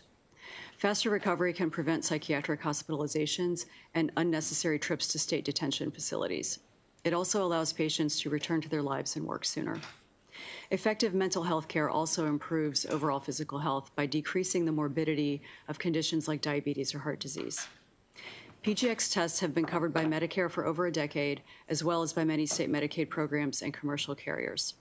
For these reasons, I urge members of this committee to safeguard patient access to PGX in Maryland by supporting passage of Senate Bill 961. Thank you. Thank you to the panel. Senator Reedy, question? Are these tests currently, so you said Medicare covers them. Mm-hmm. Are they paid? How many people can you get it approved for or get it approved versus how many are rejected? Well, we currently, overall, not just for Medicare, but for all of our payers, we are experiencing about 70% of the time we don't get paid for these tests. And from what we understand, it's 100% of the time in Maryland. You mean 100% of the time in Maryland we get this rejected? Yeah, I think that's the fee-for-service Medicaid for sure, and I think some of the commercial carriers are not paying as well. And how much does a test cost? Is it several $100s? The list price is about $5,000 per test for pharmacogenomics. But it allows you, okay, but it's a diagnostic that allows you to foresee problems, or I know you explained it, but just yeah. So the test that we have is a panel test, and this is one of the other issues is that oftentimes coverage relates to a single gene test, but a single gene is not sufficient to determine all of the medication interactions. And so the idea is that if you know for certain as a clinician that a patient cannot metabolize a certain category of drugs, then you're not going to continue to prescribe drugs in that category. How long would it normally take you to figure out that someone can't metabolize a drug? I mean, I'm sure it varies, but it can take months. It can take months depending on the condition and depending on the severity of the condition. So you're prescribing drugs at cost to the insurer and the patient? Yes. And it's not working after months? Also, the current trial and error paradigm is the same class of medications over and over again. So unless you have genetic information that tells you to use a different class of drugs with a patient, they will experience two or three drugs in the same class, which will all fail because of the genetic variation that the patient has. Are these disorders, what kinds of disorders are you treating that what kind of disorders that you suspect you'd be giving the test for? At the current time, we're only indicated for treatment of depression or anxiety. Okay. All right, interesting. Thank you very much. Sure. Thank you, Senator. Senator Kramer. Thank you, Madam Chair, and thank you for explaining this to us. So apart from the cost of this particular product, would there likely be savings long-term because by trying to quickly glean what medications are not going to be effective, it saves the cost and expense of trying all those other medications just to find that they fail as well? So that yes. with this kind of testing, there might be long-term savings. We do have some medical studies that show savings. I don't know that we show them long-term, but certainly in the year that the test is administered, we've shown up to $1,500 per member per year based on utilization of this test. Okay, thank you, Madam Chair. Senator. Senator Hershey. Actually, Madam Chair, as you know, Senator Kramer and I are always on the same page all the time when it comes to different things. But that was my concern as well, too, just the offset. You know, a lot of times we hear the price of something and then would like to hear, you know, what the potentials are that offset that cost in other, whether it's future treatments or diagnosis. But you did mention it does reduce trial and error for prescribing. Are there anything else that you can say that it would help if we had this testing done first as far as future expenses? I think the decrease of hospitalization is important. I think that it's still, because there has been limited access to this test, I don't think we have full knowledge of all of the potential benefits of it. But I also believe that there's a certain amount of value that comes from being able to return to work. I think that it's unclear to me how much mental health affects absenteeism or subperformance or other types of problematic behaviors, you know, that are sort of downstream, that are hard to quantify from a medical perspective. But certainly the cost of untreated mental illness is, I think, vast and very obvious. Yes, and obvious. Okay, thank you very much. Thank you. Thank you, Madam Chair. Sponsor. Can I just add one thing to that question that was just the question was just posed? Also, this is a great benefit to the practitioners who are trying to treat these patients. They don't have enough time in their schedule. There aren't enough practitioners. This makes them much more efficient in the office. Thank you, Senator. I'm going to add a comment to that, because I think the real value of this test is in the underserved areas. For people that are experiencing care deserts, which we know are everywhere, it's far worse in mental health. So as hard as it is to access care generally, for mental health services, it's even harder. Also, it's very difficult to access the pipeline of specialized mental health care services. So in order to see a psychiatrist or someone who might be better than trial and error, this test in the hands of a nurse practitioner or a primary care doctor can allow for more sophisticated treatment more quickly, and that has the potential to really reduce the burden on the healthcare system and decrease costs overall. Thank you. Thank you very much for your testimony. That ends the hearing on Senate Bill 961. Now we're going to have Senator Washington, Senate Bill 757. And you have Carolyn Applegate and Lindsay Jack on your panel.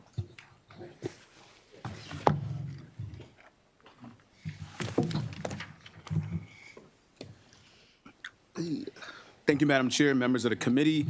For the record, Senator Alonzo Washington here to present on Senate Bill 757.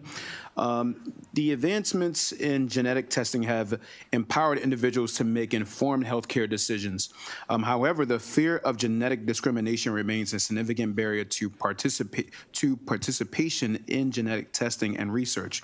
There are federal protections under the Genetic Information Non-Discrimination Act that prevent genetic discrimination in health insurance and employment. However, they do not extend to, those protections do not extend to life, disability, or long-term care insurance. As a result, individuals who seek genetic testing for medical purposes may face increased insurance costs or denial of coverage, discouraging proactive healthcare choices. This bill, this wonderful, wonderful bill that I have, closes this gap by ensuring that genetic testing cannot be used against individuals in these critical areas of insurance. This bill reinforces ethical standards in genetic privacy, protects consumer rights, and promotes preventative care by eliminating financial and coverage-related deterrents to genetic testing. This legislation also brings Maryland in line with other states that have taken steps to address genetic discrimination in insurance.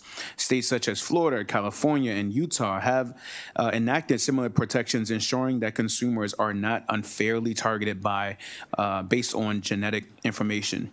By implementing this bill, Maryland will join the forefront of states advocating for fair and non-discriminatory insurance practices. For those reasons, Madam Chair, I ask for a favorable report on this Senate bill. Thank you, Senator.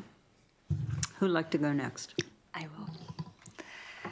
Thank you, Madam Chair, Vice Chair, and members of the committee. Thank you for the opportunity to speak today. My name is Lindsay Jack, and I'm the Managing Director of Advocacy for the ALS Association. I'm here to urge your support for SB 757.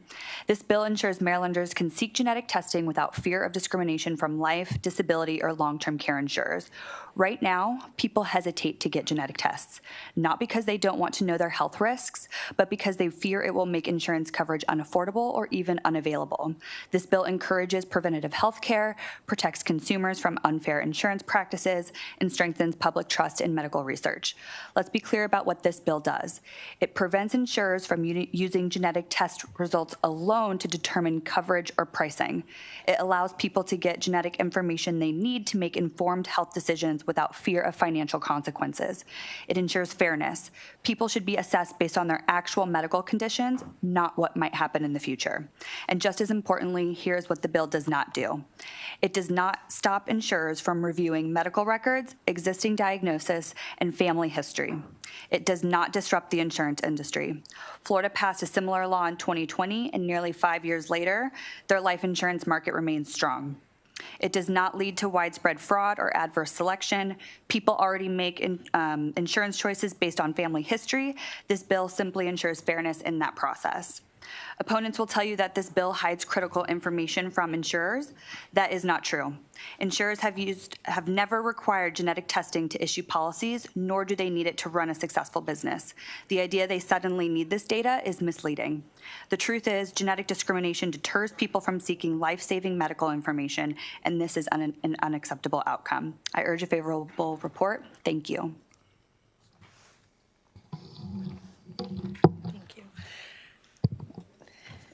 Madam Chair, Vice Chair, and committee members, thank you for this opportunity to share my support and that of Johns Hopkins Medicine for Senate Bill 757. My name is Carolyn Applegate, and I am a genetic counselor. This bill is about ensuring that all Marylanders receive timely and appropriate medical and preventative care. As a practicing genetic counselor, I regularly have patients who decline to receive this life-saving information due to fear about being denied full coverage for life, long-term care, and disability insurance. And these fears aren't unfounded. We have a patient that shared that he was denied life insurance by 2 companies due to his, quote, Hopkins records. The only information in that patient's records were his positive genetic test result and his very extensive cardiac workup that showed that he had absolutely no evidence of disease, which was explicitly written in the chart by his cardiologist. I think it's really important to highlight that we all have genetic risk factors, and insurers have been providing coverage without this information for years. Genetic testing does not change whether we have that risk factor. It just changes whether we and our healthcare providers know that information and whether we can act on that information to improve our health and extend our lives. I know that the insurance companies are concerned that people will go out and buy additional policies if they believe they have a shortened lifespan, but I don't believe this should be a concern. The genetic tests that we're talking about reveal a risk to develop the disease, and the most common conditions that we can test for are the ones with the most effective medical interventions that truly prevent disease and expand the lifespan. It's also important to note that this is only for pre-symptomatic testing, and medically, we'd like people to have genetic testing early in adulthood so they can receive that preventative care. But this is also the time before people are thinking about getting a supplemental life insurance policy to protect their growing family. This bill is the only way to ensure that Marylanders can comfortably choose to receive life-saving information. Thank you for your time, and we urge a favorable report of SB 757. Thank you. Do I have questions for this panel?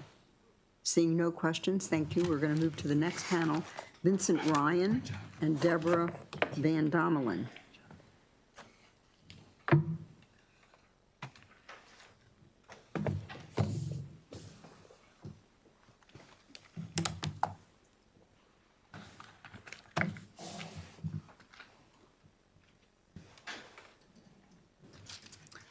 Thank you, Madam Chair, members of the committee. Vince Ryan appearing today on behalf of the American Council of Life Insurers. First, we sympathize with the proponents of this legislation. ALS is an awful disease, and I think we can all agree that we continue to hope for a cure to it. However, this bill would retrofit a regulatory framework for health insurance to life insurance in a manner that would deny life insurers access to important information that could be predictive of risk.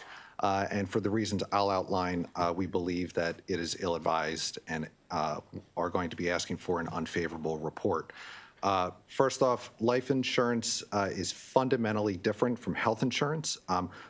Life insurers only get one chance to underwrite. We get one bite at the apple, so to speak. We also can't come back and adjust our rates or anything with respect to the policy once it is issued. And so it is important that we are able to get the underwriting and the rating right from the start.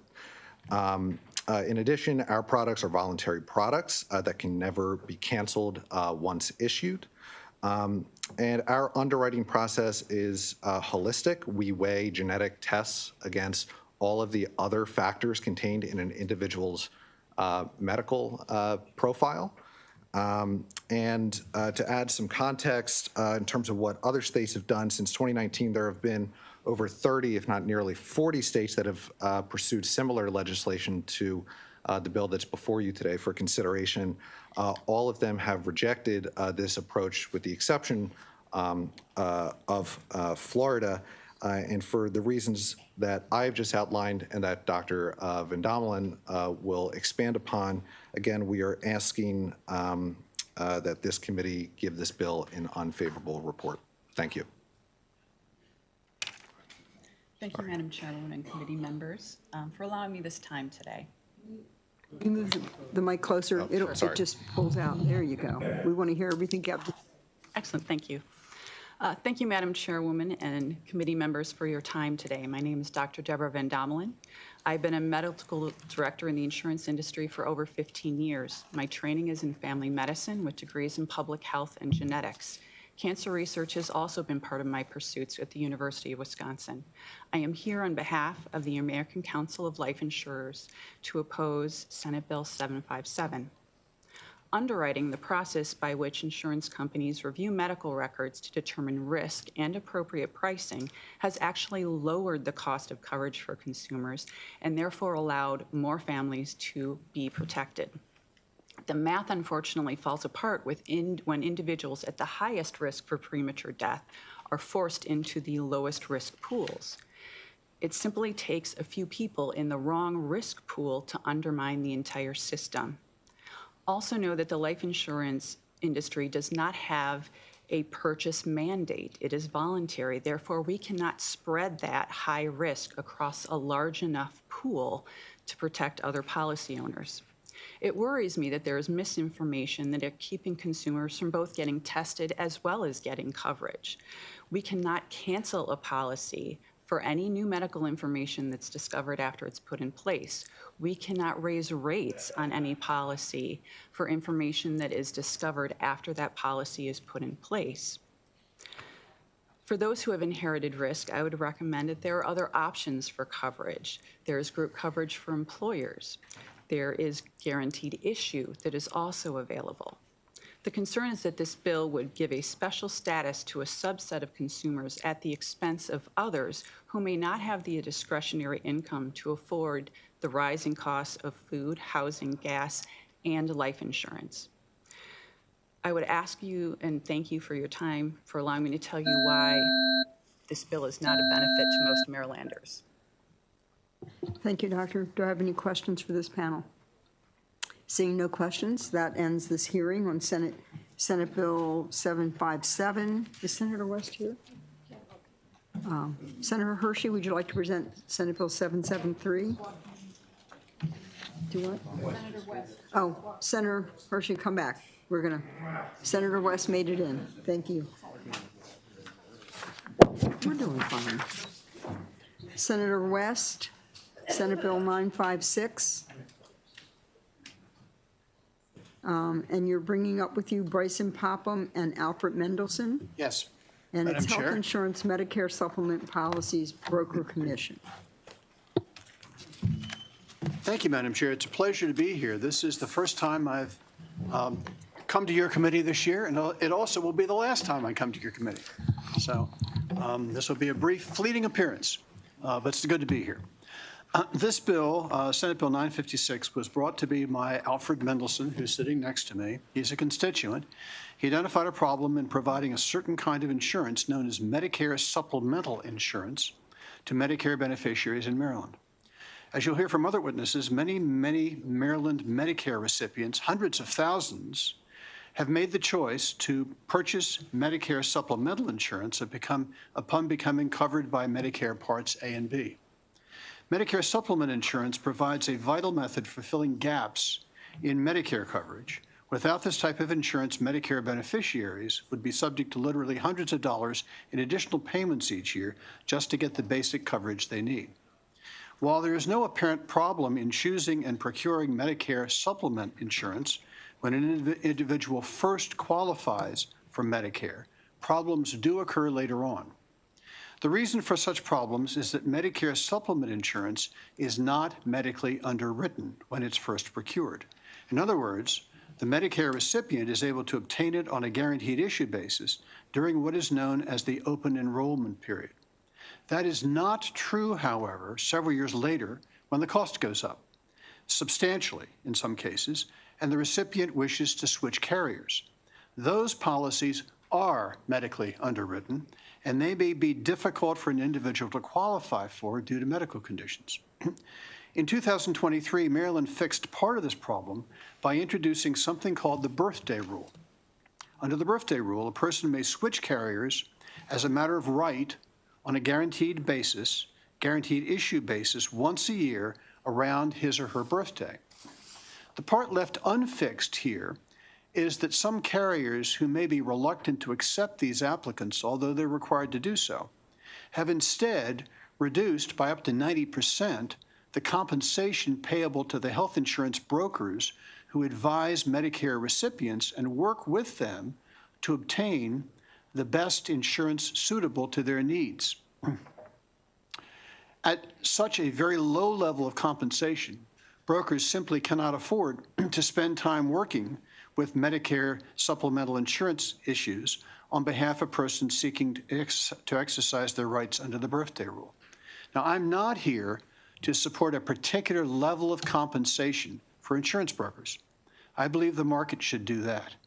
At the same time, though, we must recognize that brokers spend a lot of time educating themselves about their profession, becoming licensed, learning about the insurance projects on offer, keeping up to date on changes, and generally providing valuable advice to Medicare beneficiaries who need it.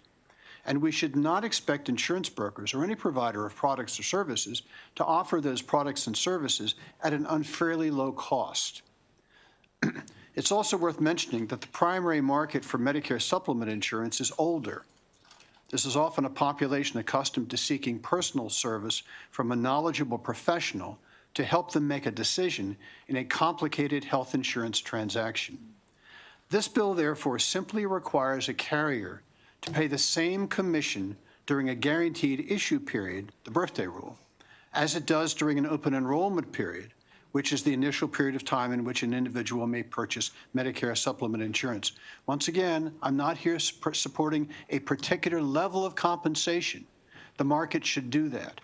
All I'm suggesting is that under Senate Bill 956, carriers should pay the same commission during both the guaranteed issue period and the open enrollment period. I note that there's no opposition to this bill. There is an amendment that was offered. I received it this morning for the Maryland Insurance Administration. It's technical. I have no objections to adopting that amendment and including the proposed language in the bill. And now I give over this hearing to my witnesses, Alfred Mendelson and Bryson Popham. Thank you very much, Senator. Good afternoon, Madam Chair and committee members. My name is Alfred Mendelson, and I'm the president of Abrams Mendelson Insurance. We've been in business since 1948, and I've been in charge since my mother retired as president almost 30 years ago. We provide life, disability, and health insurance, including Medicare supplements, to many hundreds of people. You are aware that since the Maryland birthday rule took effect in 2023, people who have a Medicare supplement plan in place may replace it with the same or lower plan with no health questions. Did you know that insurance companies try to discourage consumers from making these replacements, in part by paying a greatly reduced commission to the agents that sell these policies? I've attached to my testimony a letter from Lee and Connie McDaniel, but the most important part of the letter is this. By using the rule, meaning the birthday rule, my wife and I were able to reduce our monthly premiums from $707.29 to $365.34, an annual savings of $4,103.40. We understand that some insurance companies are not going to pay commissions to agents that sell these policies under this law. This would be a disincentive for agents to provide this service to the public, end quote. Currently, 9 states have their own version of the birthday rule. Most, if not all, require the commissions be paid. I've looked at premiums around America and found that proponents of the original bill were right. The birthday rule did not substantially raise the premiums. I also found that where the birthday rule, where it requires commissions to be paid, did not appreciably raise premiums either. Selling health insurance should not be a one-time sale. It should be an ongoing relationship between the agent and the insured. If the agents aren't going to be paid for servicing the clients by making sure that they're paying the lowest price, there will not be agents selling Medicare supplement policies, and agents will not be there to service the clients and the consumers. Your voters will be the ones that win, while the big insurance companies, your consumers and your voters will be the ones who lose, while the big insurance companies will win. Thank you, Madam Chair. Members of the committee, Bryson Pop, I'm appearing again before you on behalf of NABIP, otherwise known as the brokers. With me and appearing at my request virtually, you'll hear from her in a minute, it's Ms. Alyssa Sinagra. So for the record, I am introducing her. Senator West and Mr. Mendelson did a great job presenting the bill. I, too, am not here proposing that we direct insurers pay a certain level of commission. I've been doing this a long time. I've never done that. I believe the market should set that rate. But we have an aberration in this market, and it was created 2 years ago. The aberration is simply this. Medicare supplement insurance, which you have heard is an essential product for Medicare beneficiaries, is marketed both through brokers and through other means. There are a number of carriers. It's a vibrant market, and it works well. But when you take Medicare supplement out and years go by, the rates go up. You want to be able to switch coverage. And without the birthday rule, you are subject to medical underwriting. It's an aberration. We don't see that in other health insurance products, but it's true with Medicare supplement. What has happened, we have seen in the marketplace for carriers who offer coverage, who must offer coverage also using the birthday rule, is, as Senator West said, they have arbitrarily reduced producer compensation by as much as 90%. That's below cost. So we simply suggest that Senator West's legislative proposal before you is a reasonable way to address that imbalance. As he pointed out, there's no opposition to this. There are no objections to it that I know of. It's a clarification, in my humble opinion, and it's something we should adopt. Thank you, Madam Chair. Thank you, Mr. Popham. So before we passed the birthday rule, the commissions were standard across every policy. And after the birthday rule, when they could not underwrite if you changed, that's when the commission structure changed versus the existing policy and then the new policy that people would take. That's correct. Okay, thank you. For many insurers, not for all insurers, but for many insurers. Okay. Do I have any questions for this panel? Thank you for your testimony. Thank you, Madam You're right, Chair. it's all favorables, letters of information. There's no unfavorables in the testimony.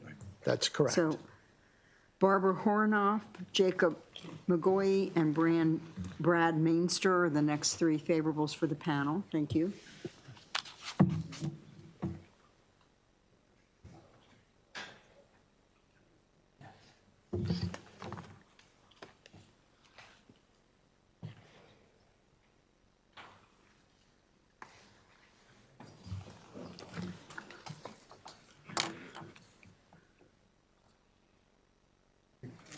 Madam Chairman and honorable members of the Senate Finance Committee.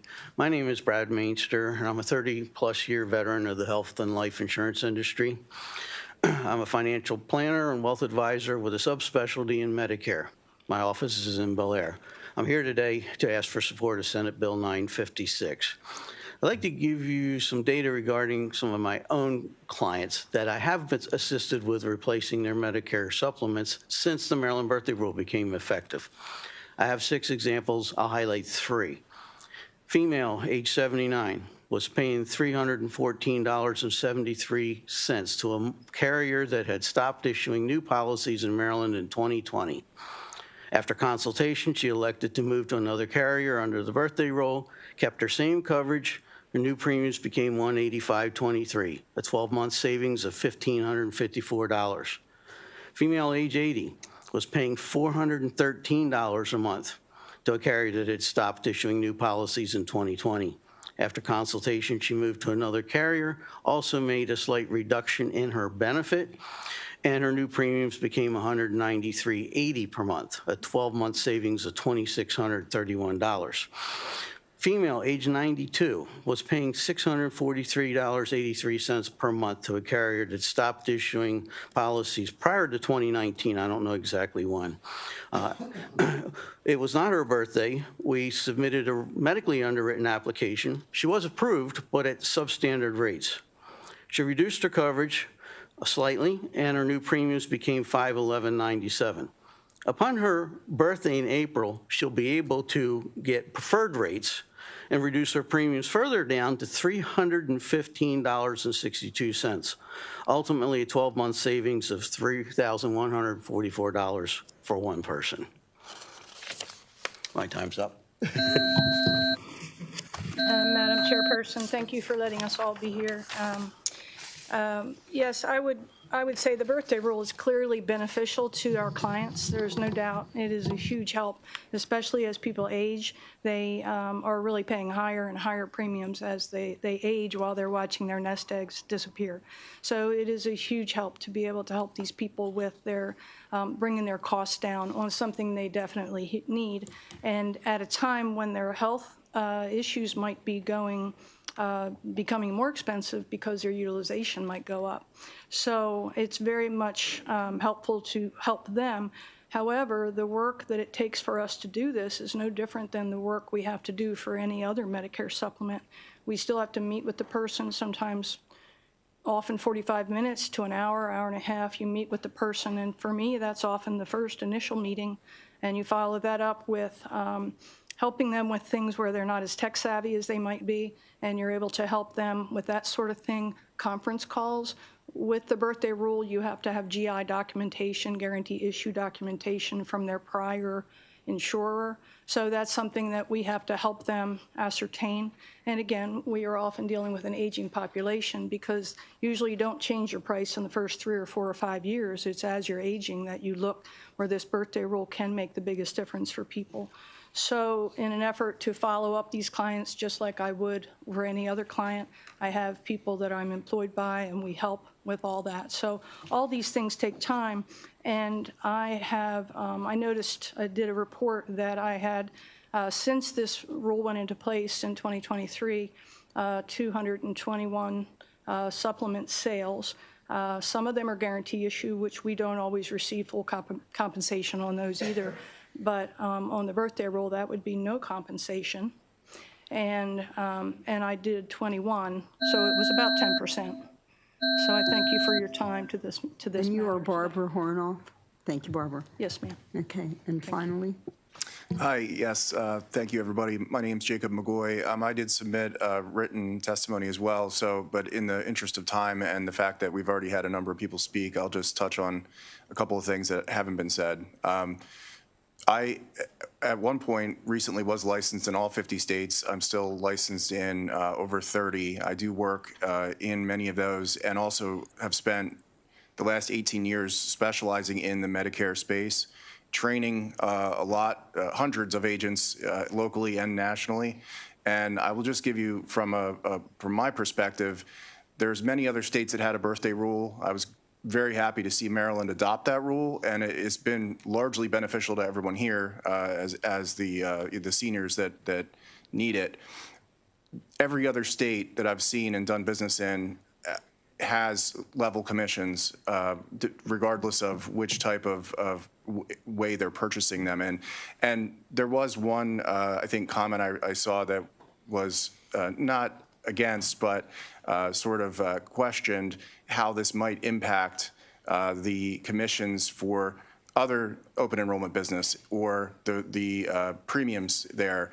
And I will say that some other states that have this, they have very, very slightly lower commissions across the board of all types. But I would say that any broker who specializes in this space would tell you that they're happy about that. That's fine. We're happy to take 18% instead of 20 as a commission number and be able to get it on all of our clients. All the companies, they all vary a little bit anyway, so there's no problem there. We're not adverse to taking a little bit less to get our client a better price. But getting $25 for the one time forever to service somebody over and over again for the rest of their career versus that same client we were previously getting $300 or $400 a year on, there's no motivation to keep doing that. Thank you. Thank you. I have a question. You see advertisements like in December, November every year about open enrollment, and it seems like that's for the Medicare Advantage plans. Correct. Is that the only one you can switch to other than the birthday rule? Prescription drug plans and Medicare Advantage plans Okay. are in the fall. Yeah. That's interesting, too. That was one thing I was going to also add was that if the commissions on the guaranteed issue are not the same as they are on the open enrollment, what it's going to do across the board is it's going to push brokers to offer Medicare Advantage instead, because they will still get paid on those, and those are not underwritten, right? There's a reason that those policies exist, and there's nothing, it's not that they're terrible, but they do come with much higher risk to the beneficiary. So one of those patients or clients of Brad's who we talked about, an 85, 90-year-old woman, none of us would recommend to move her to an Advantage plan because she could potentially have $8,000, $9,000 of out-of-pocket expenses in a year on one of those plans. But if you take away all incentive to help people using the birthday rule and literally have the broker lose the compensation on their existing client, the only people that will be in the business anymore will be ones that are selling Advantage plans. And that will push everyone towards those, which isn't fair either. No, I've had experience with Advantage plan. That's all I'll say. We have, I don't see any other questions. We have Alyssa Sinagra virtually. Alyssa, will you unmute, please? There you go. Hi, good afternoon, members of the committee. I'm delighted to be back in front of this committee again, as I was here several years ago. My agency on the Eastern Shore, my name is Alyssa Sinagra. I've been serving Medicare beneficiaries for about 19 years at Avery Hall Insurance as a licensed agent. We primarily serve clients here on the Eastern Shore where we meet face-to-face, and the seniors require that personal attention. Senator Johnny Moutz understands that unique need and priority that matters most to the seniors in our community. My role involves simplifying, just like the people have testified, simplifying the various parts of Medicare and Medicare Supplement plans to ensure that our clients understand their options, as they are overwhelming and the terminology and all the commercials can be very confusing. Most of our clients here on the Eastern Shore, they get original Medicare with a Medicare Supplement and a Part D prescription plan. Due to the limited network here on the Eastern Shore with the Medicare Advantage plans. The birthday rule has been a game changer for many of our clients, but I want to highlight one of my longtime clients from Salisbury, Maryland. He and his wife were forced to retire early in 2015 due to a rare brain condition that he was diagnosed with. His wife became his full-time caregiver while he could no longer work or live independently. And with extensive medical care and long list of medications, his premiums rose dramatically. Despite being locked into his Medicare Supplement plan for 10 years, we were able to save him over 50% on his premiums using the birthday rule. It is a vital tool for Marylanders to ensure that people on Medicare get the coverage they deserve at an affordable price, especially for people like my client. To become a licensed insurance producer, as you may know, we take courses and we pass tests. We're also required to take continuing education courses, which cost money and time. I urge this committee to consider the impact of this legislation on both agents and seniors. Without fair compensations, agents cannot sustain the level of service that Medicare beneficiaries deserve. Thank you, Alyssa. Do I have any questions? Oh, I do, Senator Kramer.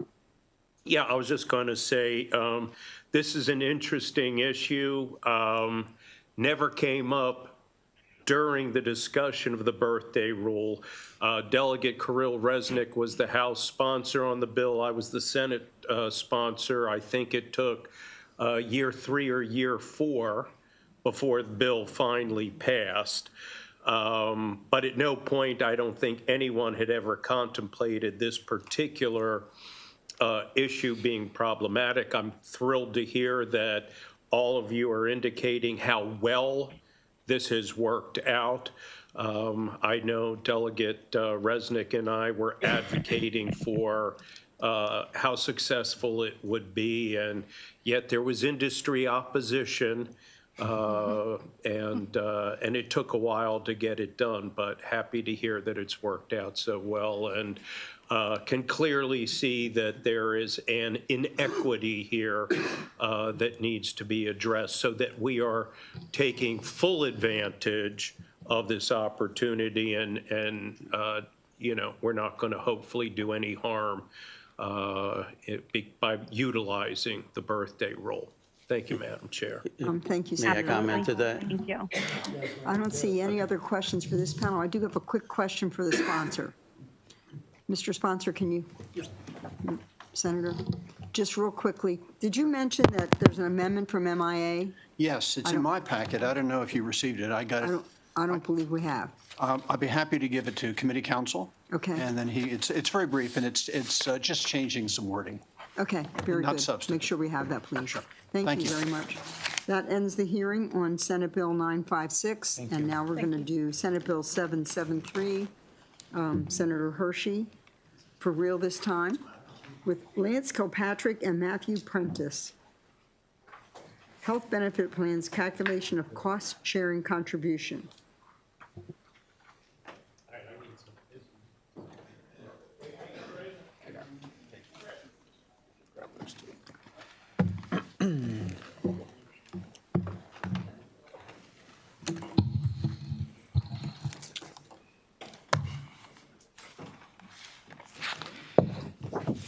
Thank you very much, Madam Chair, members of the committee. For the record, Senator Steve Hershey to present Senate Bill 773, which ensures that copay assistance, a vital source of financial assistance for Maryland patients to afford medication, will count towards their deductibles and out-of-pocket maximums. When calculating an individual's cost-sharing requirement, insurance carriers and pharmacy benefit managers must include the amounts paid by the individual or by another person on behalf of that individual. Senate Bill 773 separates health plan design from the availability of patient assistance. This prevents other current and future health plan designs that are used to collect an individual's copay assistance but not count it towards their deductible and out-of-pocket cost. Madam Chair, if you might remember, we had this bill last year. It passed unanimously out of this committee and out of the Senate as well, too. We had some differing opinions over in the House. They passed a bill that was similar but had some different requirements in it. So this year we have, again, been working with the House. They have their own bill, so very similar but not a direct cross-file of this. The actual hearing for that bill is tomorrow as well. But I do think that we are going to hopefully be able to come to an agreement between both parties. But as we've been looking at through several different bills, I think it's extremely important that we try to find ways to reduce patient health care costs. And this bill specifically addresses out-of-pocket costs when it comes to prescription drugs. And these Copay Accumulator programs that we've seen are been, in a sense, derived from the insurance companies and the PBMs and prohibit those copay assistance to be used towards patient deductibles. And that's the main part, that if these were able to be used towards their deductibles, the deductibles would get met quicker and thus out-of-pocket expenses for patients would decrease. So with that, Madam Chair, I am hoping that we can pass this unanimously again this year and that the House will be able to see some of the benefits of this as opposed to what they have and come to agreement at the end of the day. Thank you. Actually, I'd prefer Matt go, if you don't mind. Thank you. Thanks. Thank you, Madam Chair and members of the committee. My name is Matt Prentice, and I'm the Director of State Policy with the Immune Deficiency Foundation. On behalf of the Maryland All Copays Count Coalition, we strongly support Senate Bill 773. Our coalition represents Marylanders living with chronic and rare conditions who receive copay assistance from manufacturers or nonprofit organizations to offset high out-of-pocket costs. In recent years, health insurers and pharmacy benefit managers have begun implementing copay accumulator policies and that prevent any copay assistance funds from counting towards a patient's deductible and out-of-pocket maximum. A 2025 report conducted by the AIDS Institute found that 50% of marketplace plans in Maryland have copay accumulator adjustment policies. Copay assistance doesn't steer patients to costly medications. It only provides financial help to access their medications that their doctor has concluded is best for them and that their insurance provider has already approved. As you may be aware, House Bill 1246 addresses this same issue, but differs in a few areas. I'm happy to speak to those differences from the patient perspective, but I'd like to briefly just touch on one specific area. Senate Bill 773 includes an important provision that Senator Hershey just mentioned that prevents an administrator, carrier, or PBM from altering a health plan based on the individual's financial assistance available. The goal of this provision is really to prevent coming back in subsequent years to discuss copay maximizers, alternative funding programs, or any new policies that continue to, that I would argue, misuse copay assistance funds. House Bill 1246 removes this provision. To date, 21 other states, including Virginia, West Virginia, Delaware, DC, and Puerto Rico, have passed legislation to ensure copay assistance counts. We respectfully request your support for Senate Bill 773. Thank you. Go ahead, Lance. Madam Chair, members of the committee, for the record, my name is Lance Kilpatrick. I'm the Maryland Government Relations Director for the American Cancer Society Cancer Action Network. Here in support of SB 773. We recently held our Cancer Action Lobby Day here in Annapolis with over 50 cancer patients, survivors, family members, and caregivers coming together to discuss issues of importance to them, including this very one. You know, in talking with these volunteers, not one discussed with me how they convinced their healthcare provider to prescribe a more expensive medication because there was copay assistance available to them for that medication. When a patient has a conversation with their doctor, it's about what's the best treatment with the best result. This legislation is about mitigating the out-of-pocket costs patients incur while taking needed medications prescribed by their healthcare provider based upon medical and scientific evidence. Period. Full stop. I encourage the committee to provide a favorable recommendation. Thank you so much for your time. Thank you. Do I have any questions? I do remember this bill from last year. Yes. Thank you, Senator, for bringing it back. Right. That ends this panel. I don't see any questions. So now we're going to have Kelly Schultz and Dana Kaufman favorable.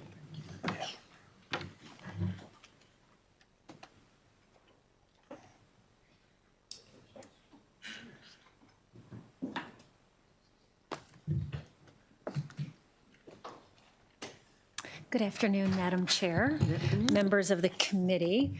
I want to say for the record, my name is Kelly Schultz, and I'm the CEO of the Maryland Tech Council. And you all may know the Maryland Tech Council as being the largest tech advocacy organization in the state with well over 850 members representing life sciences and tech in general. I like to say we're tech agnostic. So, Madam Chair, I am here in full support of this bill and want to thank Senator Hershey for his representation again for this particular issue, as we were in support of this bill last year as well. We also strongly agree with Governor Moore, who has highlighted life sciences as a strategic industry for additional targeted investment. Passing this legislation would have a meaningful, real-world impact on lowering the cost of prescription drugs and would also be a strong sign of the state's support for our life sciences community. You have heard from patient advocates about how important copay assistance programs are for the ability of many patients to afford the medications that they rely upon. Without copay assistance counting towards deductibles or out-of-pocket maximums, these patients still have high cost deductibles and out-of-pocket expenses. This bill is a win for patients and has the support of the life sciences community. It is time for Maryland to join the many other states around the country that requires copays to count towards deductibles and out-of-pocket maximums. We strongly urge a favorable report for Senate Bill 773. Thank you, Madam Chair. Thank you, Kelly. Dana? Okay. Madam Chair, members of the committee, for the record again, my name is Dana Kaufman. I'm here on behalf of MedChi. You do have my written testimony, and we support the statements of the previous witnesses. Given the fact that you did pass this bill out last year, we would strongly encourage you to pass it out again. Thank you very much. Thank you. Do I have any questions for this panel? Nope. Seeing no questions, we're going to go to one unfavorable. Michael Johansson.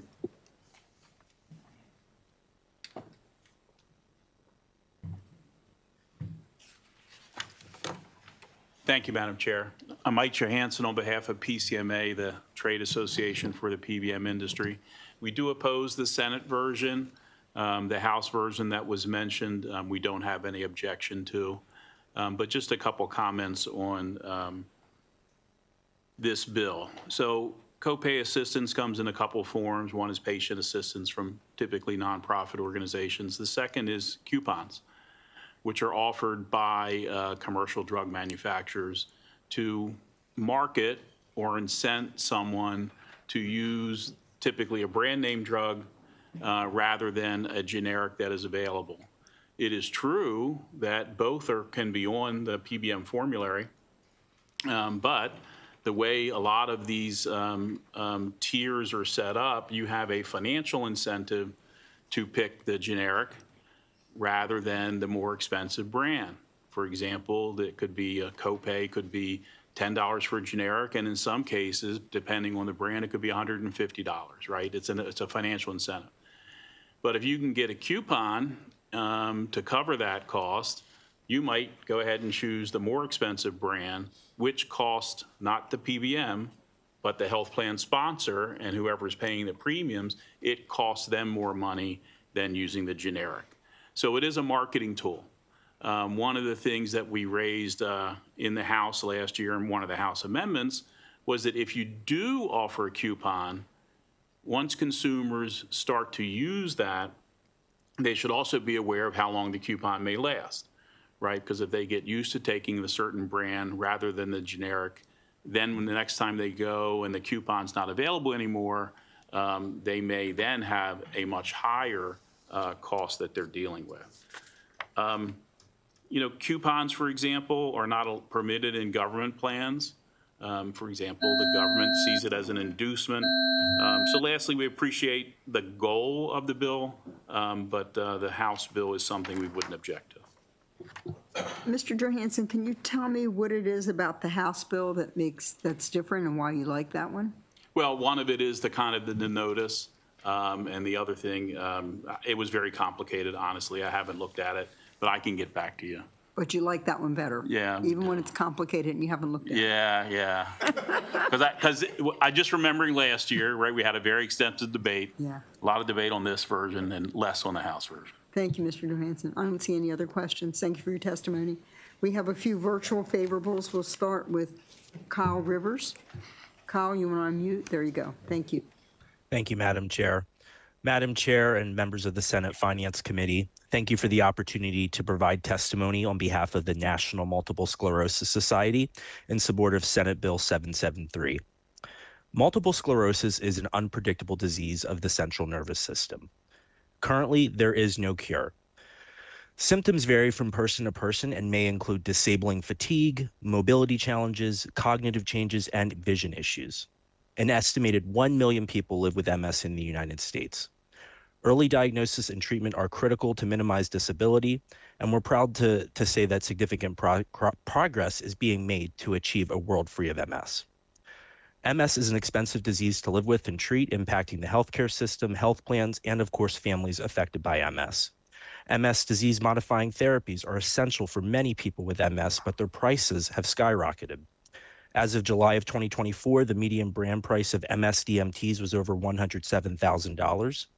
Time on the market also does not guarantee a reduction in cost, as 5 out of the 7 DMTs that have been on the market for at least 13 years are priced over $100,000 annually and continue to see regular price increases. Although there are now more than 20 DMTs on the market with generics available for 5 of the brand DMTs, competition has not driven down their price, and the majority of the brand DMTs, competition has not driven down their price, and the majority have increased in price several times each year. People with MS often face a high deductible and later co-insurance, meaning they are often responsible for thousands of dollars of out-of-pocket costs. This poses a significant challenge in accessing needed medications. The National MS Society supports solutions that help safeguard access for people who need life-changing medications without getting them caught in the middle of struggles between other stakeholders. On behalf of the National MS Society and Marylanders with MS, I respectfully ask for a favorable report out of this committee. Thank you, Kyle. I don't see any questions. We're going to move to Sally Amero. Sally, unmute and you can begin. Thank you.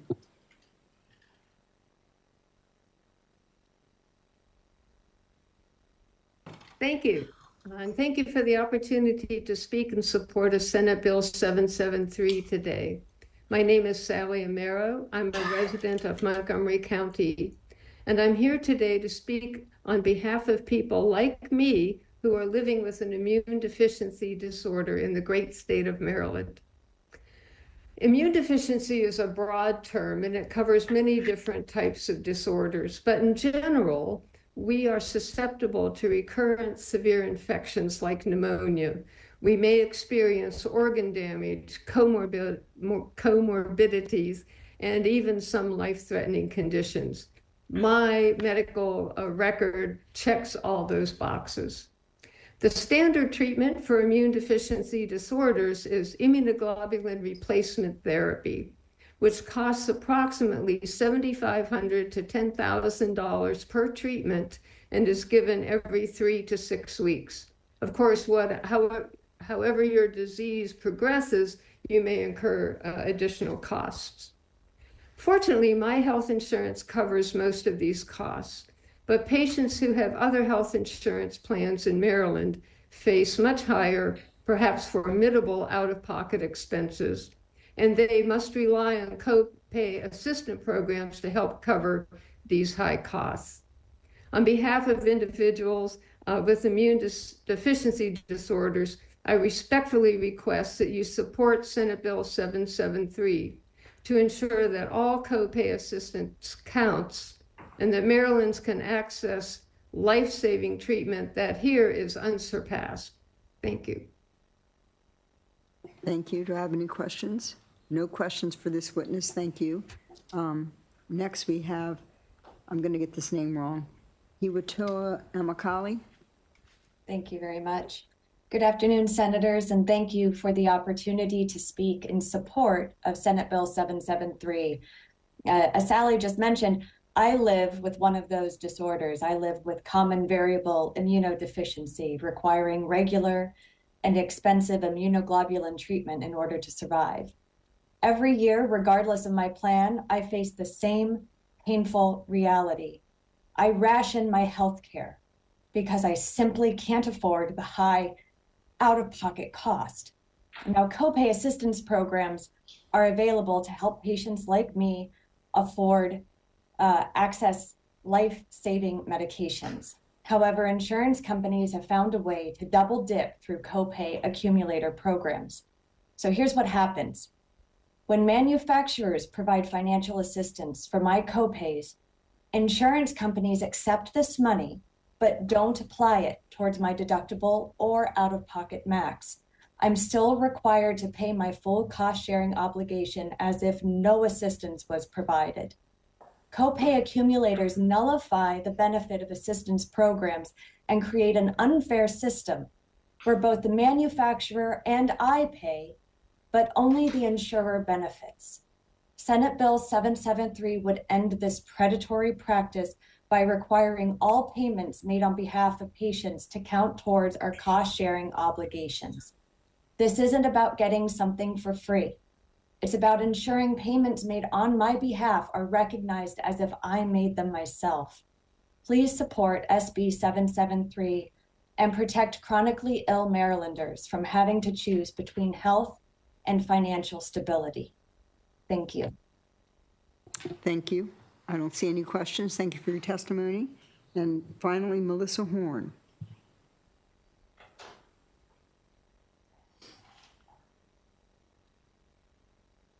Okay, I'm not sure that my video is up yet.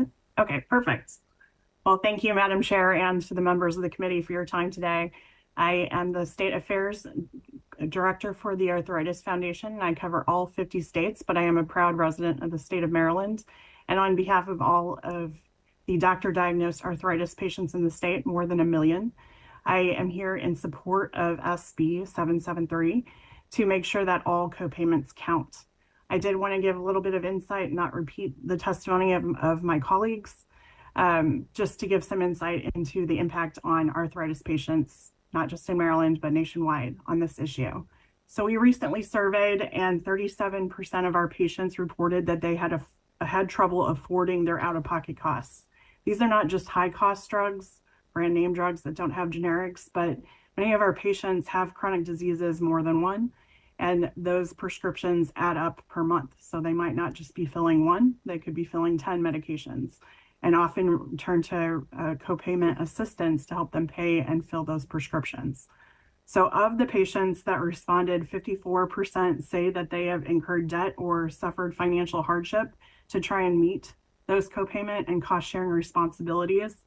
And once again, we surveyed our patients about accumulator programs and found that our patients, when facing a large unexpected cost to fill their medications, would either abandon or delay filling that medication, which can lead to disease progression. Now, arthritis is already the leading cause of disability in the state as well as in the nation, and we want to make sure that those costs are not adding up in terms of productivity and ability for our patients to live and work as they deem. So I wanted to also add on to this testimony my own personal experience. I am a 3-time cancer survivor, and like I said in my testimony regarding the impact on arthritis, chronic disease doesn't live in isolation, and often our patient communities overlap, which is why you'll see a large number of associations in support of this. So please consider that when looking at this legislation, and thank you for your support. Thank you. Do I have any questions for this witness? Thank you, Melissa. Seeing no other questions, this ends the hearing on Senate Bill 773. And I believe, is Senator Muse here? Yes. He is. Senator Muse, let's go back to your bill. Senate Bill 646. Thank you. Thank you very much. And we do have some here to help us. Again, good afternoon, Chair Bidle and members of the Finance Committee. It's always good to come back to the committee on which I served and had such a good time doing so. For the record, I'm C. Anthony Muse, representing the 26th Legislative District. And here with us is Monica Bilger from the American Diabetes Association to sit with me on this sponsor panel. SB 646 prohibits insurance companies, nonprofit health service plans, and health maintenance organizations, HMOs, from requiring step therapy or fail-first protocols for insulin and similar diabetes medications. As you know, Maryland has been a leader in expanding access to insulin and essential diabetes treatment. In 2022, in fact, the General Assembly capped insulin payments at $30 for a 30-day supply, reducing out-of-pocket cost. However, insurers still impose step therapy and fail-first protocols, requiring patients to try and fail on cheaper alternatives before accessing prescribed insulin. This creates delays and unnecessary risks for individuals managing diabetes. So here's what SB 646 does. Prevent insurers from requiring step therapy or fail first protocols for insulin and similar medications. Ensures that doctors, not insurers, determine the most appropriate insulin therapy. And 3, it eliminates bureaucratic delays that can lead to serious health complications. So some would ask, why does this matter? It matters because diabetes care is highly individualized. Patients should not be forced to use ineffective treatments before accessing the one prescribed originally by their doctor.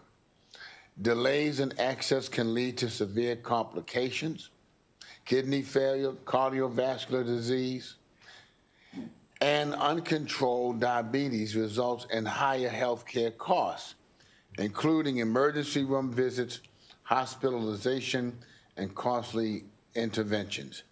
In closing, Senate Bill 646 protects patients by prioritizing medical necessities over cost-saving insurance protocols. Number 2, it reduces long-term health care costs by preventing avoidable complications. And number 3, it ensures timely and uninterrupted access to prescribed insulin. Now, many of my friends who are on the other side of this, the opposition, claims that they are not aware of any carrier in Maryland that imposes a step therapy requirement on insulin. And I say to them, if this is the case, then let's go ahead and put it in statute to protect not only patients now, but patients in the future. Just if it is so, and I'm not sure that they're correct on that. In fact, I'm sure, in my opinion, they're not correct from what we see.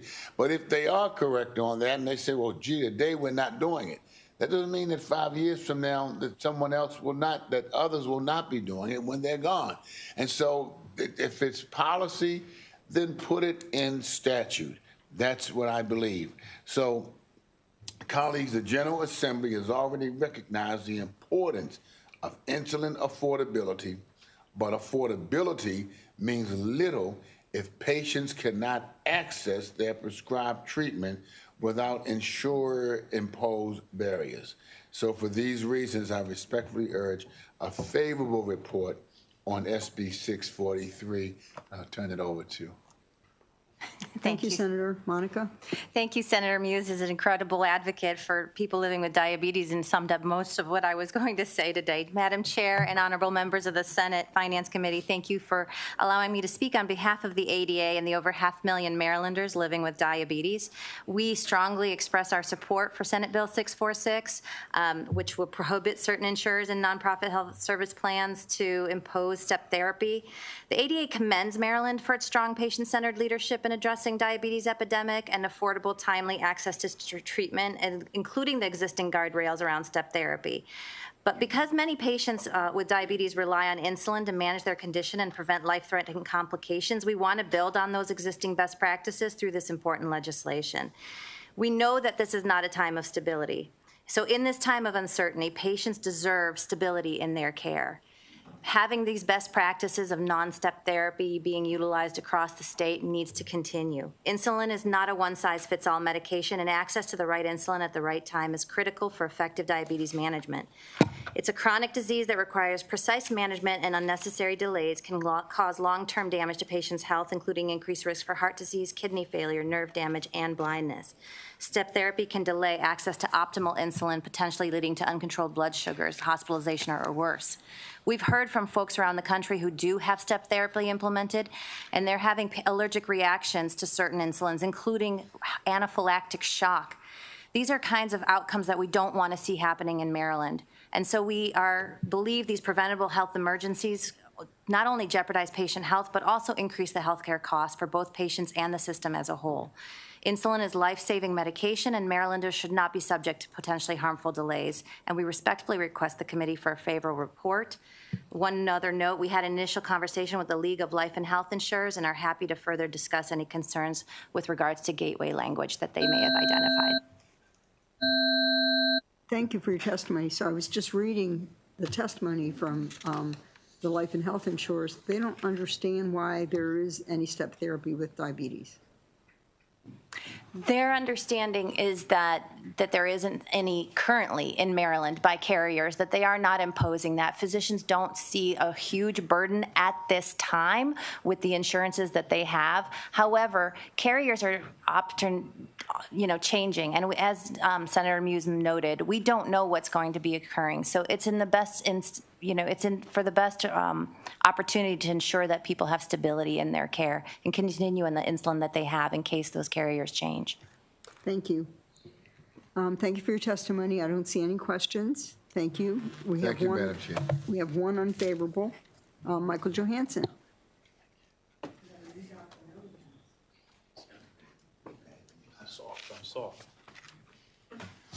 Thank you, Madam Chair. Mike Johansson on behalf of PCMA, the Trade Association for Pharmacy Benefit Managers. The sponsor and the witness did mention one of the concerns we have, which is on page 3, that talks about no step therapy for insulin or an insulin analog. That one's not as much of a concern. Or any other prescription drug that performs a similar function to insulin. Some of the new drugs, such as Mounjaro, actually are good at controlling blood sugar and its diabetes and can be recommended for that. But certainly there are perhaps other ways to do it. So we think that's overly broad.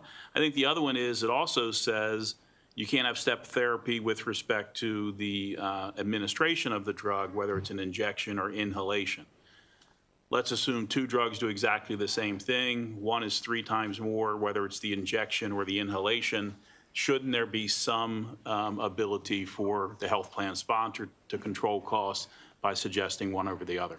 So I think if you get to page 2, no problems. If you get to page 3, it's broadened up to the point that our concerns are magnified.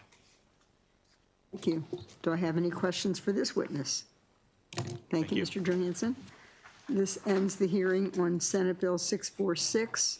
I have 2 of Senator Lamb's bills, and I don't see Senator Lamb. Okay, let's wait a few minutes for Senator Lamb.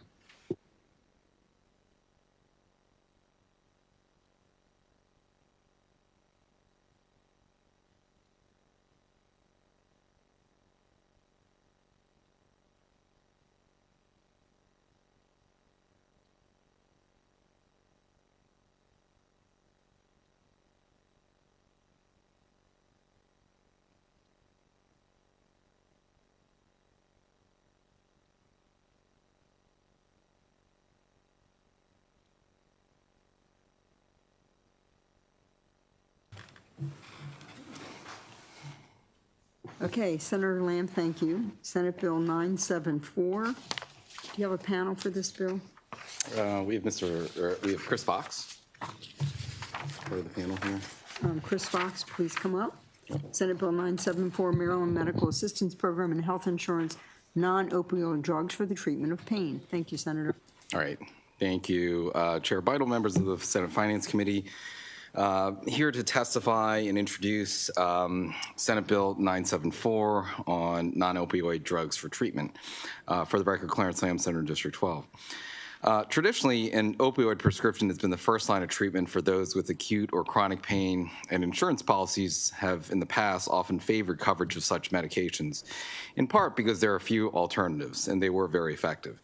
However, recent advancements in pain management and the promise of future innovations make it essential that patients and healthcare providers are able to utilize FDA-approved non-opioids for pain management when medically appropriate. Marylanders deserve access to a full range of pain management options without unnecessary barriers. Defaulting to an opioid prescription for the management of pain puts patients at unnecessary risk for misuse, addiction, and overdose. We all know the impact and have been very familiar with the opioid crisis that we've seen in our state and across the country as well. I think it's important for us to look at other options and how we can also treat pain, and this is a bill that tries to address that. We know that risks associated with opioids in patients with a history of addiction are at particularly increased risk. This has many prescribers and patients considering non-opioids for the treatment of pain. Non-opioids may be the right choice for some patients, but the additional restrictions imposed make opioids a more accessible choice. This bill aims to change that. Prescribers deserve autonomy when determining an individualized treatment plan, and patients should not be forced to choose between taking an opioid or living with that pain. This bill provides that insurers in Maryland and Maryland's Medicaid program cannot impose more restrictive barriers to non-opioid pain treatments than they do for opioids. Patients should not have to jump through additional hoops like prior authorization, step therapy, fail first requirements, and the like, just to be able to access a non-opioid treatment drug. Let me be clear, this bill does not remove these provisions. It just ensures that a non-opioid prescription is not forced to withstand greater restrictions than an opioid prescription. So this is trying to level the playing field between non-opioids and what we've seen for opioids. This bill does not put opioids out of reach for patients who need them or where most medically appropriate. Instead, this bill ensures that all Marylanders have access to a full suite of safe, effective, FDA-approved pain management approaches. As we all know, the more effective tools we have in our toolbox for treating pain, the more successful our efforts will be in relieving it. Patients should be able to choose the treatment that best meets their needs, and providers should be able to help them work through those choices without having to be forced into opioids simply because they are the cheaper option or the easier option or have fewer hoops to be able to jump through to get paid. We must also consider the long-term costs of overprescribing opioids when we debate the fiscal impacts of this bill. Opioids may be inexpensive, but opioid use disorder is not, and we've seen the implications of that. Approximately half of all adults being treated for acute pain will be prescribed an opioid. Within that first year, it's estimated that 85,000 of them will develop opioid use disorder. First year, 85,000 people will develop opioid use disorder. For context, that's the amount of people that could fill M&T Bank Stadium and then some additional ones as well.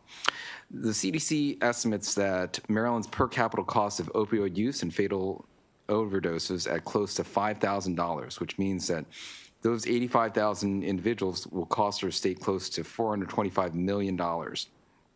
If non-opioids are just as accessible as opioids, some of those people may never develop opioid use disorder, and that patient and our state will reap the benefits of that.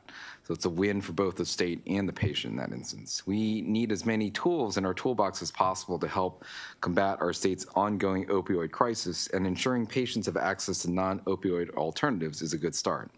The carriers will say that this bill is only about one specific drug. Although there is a new non-opioid that this will apply to, there are also several other FDA-approved non-opioids that this bill will apply to as well. Some examples include lidocaine cream and patches, gabapentin, which is oftentimes used for pain and other neurological disorders, and certain serotonin non-epinephrine reuptake inhibitors, again, some drugs that are used for psychiatric disorders. Last, I want to make you aware that there is precedent for this legislation. In 2024, last year, several states, including Maine and Massachusetts, enacted similar laws. And this year, there are more than 20 state bills being considered across the nation. Maryland's opioid overdose rate has long been higher than the national average. And so I believe it's imperative that our state also join these other states in leading the way in changing the tides of opioid use by making non-opioid drugs just as accessible. So again, the goal here is to allow people to have options and choices when it comes to their pain management, in making sure that we have a level playing field across the board for non-opioid medications to be essentially equivalent, no further restrictions than what we see for opioid medications, so that patients and providers can make the best choice as to what treatment regimen they need for their pain. And with that, that's the bill. Happy to turn it over to Mr. Fox and take any questions at the end. Mr. Fox? Thank you, Madam Chair. Thank you, members of this committee, for having me here today. I'm happy to speak in favor of Senate Bill 974. My name is Chris Fox, and in addition to being a lifelong Marylander and current resident of Kent Island, I'm the executive director of a Washington, D.C.-based coalition called Voices for Non-Opioid Choices, or Voices for short. Voices represents over 200 leading clinical, public health, and patient advocacy organizations from around the country. We also work with our tens of thousands of individual advocates and patients around the country to advance meaningful, substantial policy solutions to prevent opioid addiction in the United States before it starts.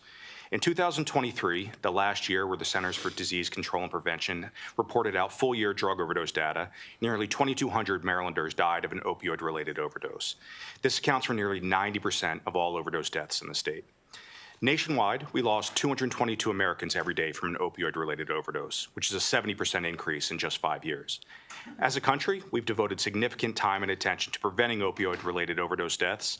While these are important investments and steps, more attention needs to be devoted to preventing addiction where we can. For some, that path to addiction can start after being prescribed an opioid. Today, despite heightened awareness among patients and prescribers of the risk factors associated with prescription opioids, 90% of acute pain patients receive opioids to manage their pain.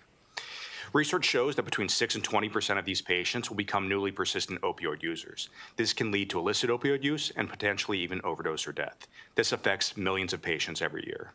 Making matters worse, our healthcare system continues to incentivize the use of opioid-based pain approaches because they are seen as cost-effective in the short term.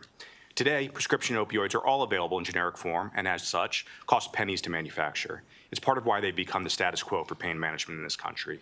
Make no mistake, our over-reliance on prescription opioids for pain management has come at a cost. Just ask the countless families we work with on a daily basis. We need to change the status quo, and this starts with Senate Bill 974. This starts by making sure that we have access in a level playing field and do not take steps like prior authorization or step therapy that are simply designed to steer patients towards opioids. Thank you for having me here today, and I'm happy to answer any questions you might have. Thank you, Mr. Fox. Do I have any questions for Senator Lamb or Senator Reedy? Thank you, Madam Chair. So question, it could be for either one of you. I am all for us de-emphasizing opioids, and I'm sure we're going to hear some opposition about cost and things. I do have a concern. I have one constituent in particular who's always talked to me about this issue, but I have many constituents who have used opioids responsibly. It's a part of what they need according to what their doctors have done, and they've done it for years. And so there have been things that have made it very hard for some of these folks with legitimate opioid needs to get access. I've had a bill before that I ended up not being able to move ahead with because it would have removed some important protections. So it's hard finding that balance is my point. Can you just talk to me a little bit? How can we be, you're saying this bill, this won't have anything to do with access to that. I hear you. Can you, I guess, assure me or just explain that what we're trying to do again with this bill that won't impact people who legitimately need an opioid for the level of treatment it provides? You want to get started? Sure, I'm happy to. So I'm sympathetic with those in the chronic pain community who have found it more difficult to get their necessary medications. I say, until I'm blue in the face, and I will say it again here today, nothing in this legislation dictates clinical choice. It doesn't say to your doctor, thou shalt not prescribe X number of pills or anything like that. It has nothing to do with prescribing decisions. Those decisions rest between a doctor and a patient. All it does right now is it says that there are barriers right now that inhibit patient access to non-opioids, and those barriers are in the form of cost. I said in my testimony that generic opioid prescription pills cost pennies to manufacture. As such, they enjoy almost universal health care insurance coverage for them. Put simply, insurance companies like to pay for them because they're cheap, and I get that. And like I said, only I shouldn't say only, but between 6 and 20% of patients will have an issue with them. All we're saying is they deserve a choice, and true choice doesn't belong in the hands of individuals who are dominated by a profit margin. It belongs with the patient and the provider in terms of what makes sense for that patient, and it does nothing to say that if you're a chronic pain patient, again, this is for acute pain patients, but if you're a chronic pain patient, that you can't have access to your medications. All it does is it say, we want to make sure that all medications are as easily accessible as each other and level out the playing field, as Senator Lamb said. So again, so this is for, I mean, look, nowadays when I've had a procedure done where they could prescribe an opioid, I'm always like, hey, can I take just extra strength, extra Tylenol, you know, whatever, I'd rather do that. So this is for, okay, that's helpful. I'm always watching these things because we want to keep it balanced, and Yeah. You said it, so I wanted to drill down a little bit. And I'm sympathetic to clinicians as well. You know, states Yeah. like Maryland have limitations on what they're able to do. And so in my mind, you know, given those limitations, the most responsible thing we can do is arm them with more tools in their quiver to treat pain. A lot of people don't want it. I mean, I generally try to avoid it if I can. You just don't even want to go down the road. So thank you very much. You bet. Colleagues, any other questions for either the good senator or Mr. Fox? Seeing none, that concludes this panel, and we have signed up as an unfavorable Michael Johansson. Michael, come on down. Great. Thank you. Appreciate it. Thank you, Mr. Chairman. Mike Johansson on behalf of PCMA, respectfully in opposition. The fiscal note does suggest Medicaid has priced this at about $9 million in total cost for the year. The state health plan didn't have a number, but said it would cost millions. And local government, the fiscal note mentions local governments may also pay. Certainly, I think providers in today's world are looking for non-opioid pain relief rather than opioids. But there are some examples where even a non-opioid medication can have safety risks, which is one of the reasons for utilization management. There's a drug named Toradol, for example, that can cause kidney problems, ulcers, if it is used for longer than 5 days. So perhaps a utilization management tool would be, it can't be prescribed for more than 5 days. And I don't think that's what the sponsor is doing, but the way it's worded, it would actually have that impact. Secondly, there was a comment made that an insurance company or a PBM are making these decisions for profits. For example, PBMs don't make money when they deny a drug or have a coverage. The plan sponsor is the one who may receive the benefit of the lower expense. And of course, if it's the state employee system, employees pay for 20% of all the costs of that overall health plan. So I just wanted to correct that record. We do oppose the bill. We appreciate its goal, but unfortunately, it would lead to higher cost.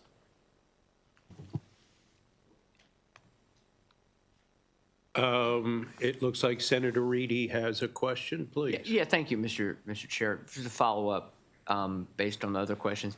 You mentioned the $9 million cost for Medicaid, and we do need to watch cost in the Medicaid space. Does those kind of estimates, I feel like they don't factor in the benefit of someone not having to be on having Medicaid-funded addiction treatment because they didn't get addicted to opioids in the first place. I just asked the other question, not going the other way. I'm trying to find this balance, and I understand who you represent, and looking at cost is important. I mean, can you comment on that? I don't know how they factor that in, the health department, but clearly the awareness about opioid addiction is real. However, it is still an FDA-approved medication, and doctors do prescribe it, typically today in very limited amounts, and it can be safe and effective. The concerns are still there. I think their note probably just addresses the first cost and not perhaps the latter cost. Do you think that there could be a way to, and I am not a clinician or doctor or expert on medicine, and I know you're not either, respectfully. Could there be a way we could get a bill like this through if we could limit what non-opioid drugs or what types of, is there openness there? It just seems like it would be great if we could really have this be something that could be available to people. As a PBM, we'll implement any protocol, utilization management, or stop them all if that's what the client wants. I think the fiscal note reflects that both the state health plan and Medicaid suggest it would cost them money, which is why they have concerns. It doesn't mean that there isn't a different list that they would be more amenable to. That's up to them. Okay. Thank you very much. Thank you. Seeing no other questions, thank you, Mr. Johansson. That ends the hearing on Senate Bill 974. Our final bill of the day, Senator Lamb, Senate Bill 975, health insurance coverage for specialty drugs. And I think you have Caitlin McDonough on your panel.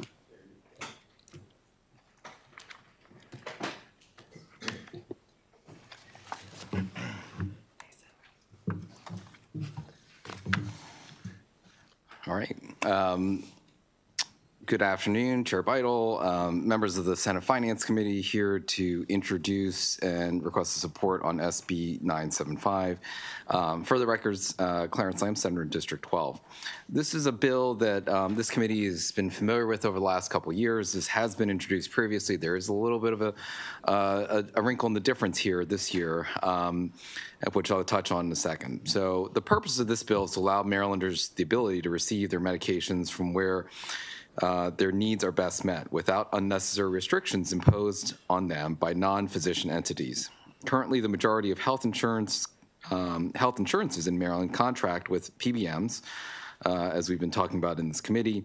These PBMs in turn contract with pharmaceutical manufacturers, distributors, and pharmacies to coordinate which medications are covered or preferred by that specific health insurance. Currently, just 3 PBMs arrange for 80% of medication coverage nationwide, and all PBMs own their own specialty pharmacies, which they often funnel patients towards. This practice is known as steering, in reference to patients being steered towards a particular pharmacy by a pharmacy benefit manager, thus restricting their access to a particular specialty medication. Additionally, PBMs and carrier rules often limit the ability of providers to dispense medications in their office, which can be important to patient care in certain circumstances, such as treatments for cancer and certain autoimmune disorders. There are significant concerns noted on a national level by the Medicare Political Action Committee that date all the way back to 2017, and again, in a more recent report to Congress in 2023, that PBMs have financial interests in pharmacies that patients are steered towards, and that this practice was contributing to both increased costs to the healthcare system and consumer, and also worse health outcomes for patients. So a lose-lose when PBMs are steering patients to their own pharmacies, really to increase costs, poor patient outcomes, dissatisfaction by patients. In 2019, the General Assembly recognized this inherent conflict of interest and passed HB 759, which prohibited PBMs from requiring their patients to utilize specific pharmacies.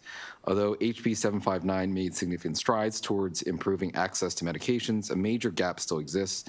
The language of HB 759 explicitly excluded specialty pharmaceuticals and mail-order pharmacies, which unfortunately has left some of our most medically vulnerable Marylanders at risk of steering. Additionally, HB 759 from 2019 also excluded mail-order pharmacies. Mail-order pharmacies often cannot properly manage medications when dosing needs need to be frequently changed for the obvious reason the medication's coming by mail. So, for example, in oncology, medication dosing often titrates up or titrates back down based on lab results or patient tolerance. And therefore, it's important that patients are able to access medication directly from their provider's office that has significant familiarity with that individual patient's case through access to their most recent laboratory results and knowledge of their direct medical history. In addition, to address the unique needs for oncology patients, this bill would prohibit the steering of patients for drugs used in oncology treatment. This bill will also require providers to accept a negotiated non-hospital rate, which ensures that patients are able to conveniently access their drugs without significant cost increases. This bill is different than the one that was introduced previously last year, in that last year's bill dealt with anti-steering to prevent PBMs from steering patients to their own pharmacies. But this one is really just focused on specialty drugs. Last year, there was an inclusion on rheumatology drugs as well. And so that provision is not included in here. There may be some other folks who are speaking about an amendment to include that. I think there's been some concern in the House about including rheumatology. And so that's why we left it at just specialty drugs for this year for oncology. So with that, that's the bill. Happy to turn over to Ms. McDonough and then take any questions at the end. Thank you. Thank you, Senator. And thank you, Madam Chair and members of the committee. Caitlin McDonough on behalf of Maryland Oncology and Hematology, here in support of Senate Bill 975. And as the Senator described, this bill is very similar to bills you've heard in the past and almost identical to a version of the bill that passed the full House of Delegates last year. So I'm really just going to kind of speak to the outstanding issues. Senator, so it is limited to oncology services, which is an area where we've seen more medically integrated or physician dispensed dispensing have a positive effect on patient outcomes and also and often reduce costs because of waste and not having unused medications go by. And there are several provisions and limitations in the bill that kind of go to that issue of cost. You'll see, there are several conditions that the specialty drugs that could be dispensed under this bill and receive coverage are limited. They have to be in conjunction with other therapies that are happening in office. Senator Lamb discussed frequent dosage changed based on physical presentation. So that might be where your oncologist changes your dose right there in real time. And so not only does that help the patient get access to the medication, you don't have an incorrect dose or an outdated dose, I should say, dispensed and then a duplicative dose and paying for that twice. The kind of last standing issue, and we did try to address it in the draft here, and we have been having conversations with the carriers about this, is what the reimbursement rate or mechanism is going to be under the bill. We understand the concern about cost, but a provider dispensing, and this really is only community providers because it's a dispensing permit and not a hospital setting, we have to have some transparency into that rate. We have to know what it is, and we have to know that it's going to stay relatively stable for a certain period of time in order to stock properly, treat patients properly, and frankly have the informed ability to determine whether we can dispense or not. So we're actively working on that language, but that's our concern with it having to be referred to another pre-negotiated rate with another provider. But here in support and urge a favorable report and happy to answer any questions. And I believe we have Dr. Ferozzi online who can speak more to MID generally. I think we'll take him next. Yeah, I just, if you have questions about that, he'll be the clinician. He's sort of part of your panel. Yeah. So, we're going to have him join. Dr. Ferozzi. Wonderful. Thank you so much. He's with... he is also with Maryland Oncology and Hematology, but he's an actual oncologist and can address any clinical questions. Dr. Ferozzi, would you like to do your testimony, please, for us? Sure. I just play one on TV. Thank you. My name is Dr. Ferozzi. Good afternoon, Madam Chairman and members of the committee. My apologies for not being there in person.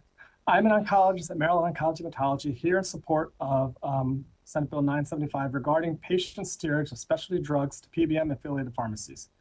Maryland Oncology Hematology is the largest independent community oncology practice in the state, treating over 77,000 patients a year across 15 locations. We accept every patient who walks in through our doors, regardless of insurance coverage, whatever insurance they have, or if they don't even have insurance, and provide millions of dollars annually of charity care. Maryland already recognizes the detrimental effects of patient steerage in healthcare. Our state has enacted laws to prevent this practice in other areas of healthcare, acknowledging that patients deserve the freedom to choose their providers and make decisions that align with their best interests. This bill seeks to extend this protection to specialty drugs, especially oral oncolytics, ensuring that cancer patients can receive these critical medications directly from their trusted physicians and their care team, whom they already have relationships with. This is not simply a matter of convenience, it's about ensuring the best possible outcomes for patients facing a life-threatening illness. Studies have shown that patients receiving oral oncolytics through MIDs have improved adherence, reduced waste, and lower costs. When patients receive their medications directly from the physician's office, they benefit from enhanced communication with all the different players to make sure that real-time information related to lab abnormalities is accounted for, improved adherence through patient education, reduced waste through unnecessary prescriptions being filled, and lower costs. Furthermore, independent community oncology practices like ours have consistently demonstrated that we deliver high-quality cancer care at lower costs than other settings. Integrating dispensing into these already cost-effective practices further enhances value and affordability for patients in their healthcare system. While coverage for medically integrated dispensing is essential, we understand the need for careful consideration and negotiation between health plans and providers.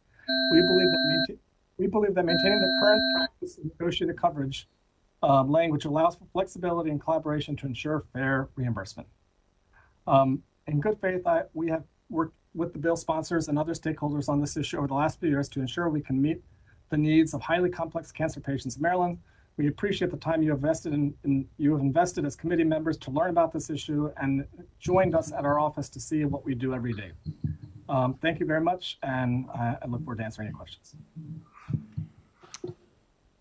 Any members have any questions for Dr. Ferozzi? So, Doctor, one of the concerns seems to be that it would increase cost. Can you share with us about the cost the doctor providing it versus the PBM or pharmaceutical providing it? Yeah, I think a combination of things. Number one, we are, in general, we are lower cost providers than hospitals and other sources of where patients get their care. So in general, our practices always are lower cost compared to other options out there. Second thing is we don't know what our PBM pharmacies are billing, or we've asked for transparency on that. We've never been able to receive that despite repeatedly asking for that. So in the event that that's shared, we'd be happy to sort of look at that. The third thing that's not included in the cost discussion is the tremendous waste that happens when you have fragmented, inefficient care that's not coordinated, and you have unnecessary prescriptions being filled by remote pharmacies that have no idea of what's happening in real time with the patient when their scans demonstrate progression or when their liver function tests change and require dose adjustments. The amount of waste that is accounted for through those aspects is far exceeds anything that anyone could say related to potential cost discrepancies, which we would love to learn more about, because up till now, despite 3 or 4 years of asking, we've never been able to get that information. Doctor, do I have any other questions for this panel? I don't see any questions. Madam Thank Chair, you if for you're your okay, I'm going to testimony. step away because the chair of B&T is asking me to meet with me for a second. So I'm sorry, I'll be back. what? The chair of B&T is asking to meet with me, so I'm going to step away while the remaining Okay. witnesses come forward. Thank you. It's okay. Okay, so we're going to bring up 4 favorable with amendment. Dr. Angus Worthing, Daniel Shattuck, Matt Celentano, and Dana Kaufman.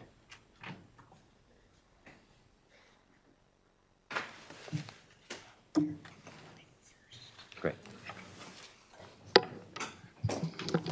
Madam Chair, members of the committee, my name is Dan Shattuck, here today on behalf of Arthritis and Rheumatism Associates. You've heard why the bill is important. We've been here for many years working on this bill, and each year the bill gets a little more narrow. You heard Senator Lamb reference rheumatology. We are not in the bill this year. I think the concern, at least with regard to the House's position, is not having this bill be too broad. They wanted to have a limited runway test, if you will, with oncology to make sure that the sky doesn't fall and that the specialty market doesn't collapse. We don't think that's going to happen. We're very confident that that won't happen. What we have today is an amendment that would include rheumatology a year after implementation of the bill. So we have the bill go through, impact oncology, and then without having to come back each year, the language would allow rheumatology to be covered. Now, there are other groups that want to be part of this bill, and we're not opposed to expanding it to other specialties, because I think the key here is making this bill as equitable as possible. There are a number of disease states where individuals could benefit from getting their drugs from a physician for all the reasons as you've already heard, and as Dr. Worthing on my left will explain, particular to rheumatology. So this is an issue where the insurers exert a lot of control. It does take away from the patient-provider relationship. You want to be able to be prescribed a medication and be certain that you're going to get it in the best possible time frame that is matching with your current state of your health condition. I think this bill will achieve all of that. So again, if the bill moves forward in a limited fashion, we ask for approval of our amendment. If it goes a little broader, I think that would be great to include more specialties. Thank you for your support. Thank you. Dr. Worthing? Thanks so much, Madam Chair and members of the committee. Angus Worthing with Arthritis and Rheumatism Associates. Appreciate Dan's testimony. So I'm happy to be here representing the rheumatologists and our patients. We're the largest provider of rheumatology care in Maryland. I've been practicing for 16 years and been coming here for the last 3. So who are these people that are not in the bill this year? I'll be totally frank with you. Most of my patients getting specialty drugs receive their medications through the mail, and it's working okay. Some must or strongly prefer to fill their prescription at my office, where they can learn to give themselves an injection instead of trying to do it on YouTube.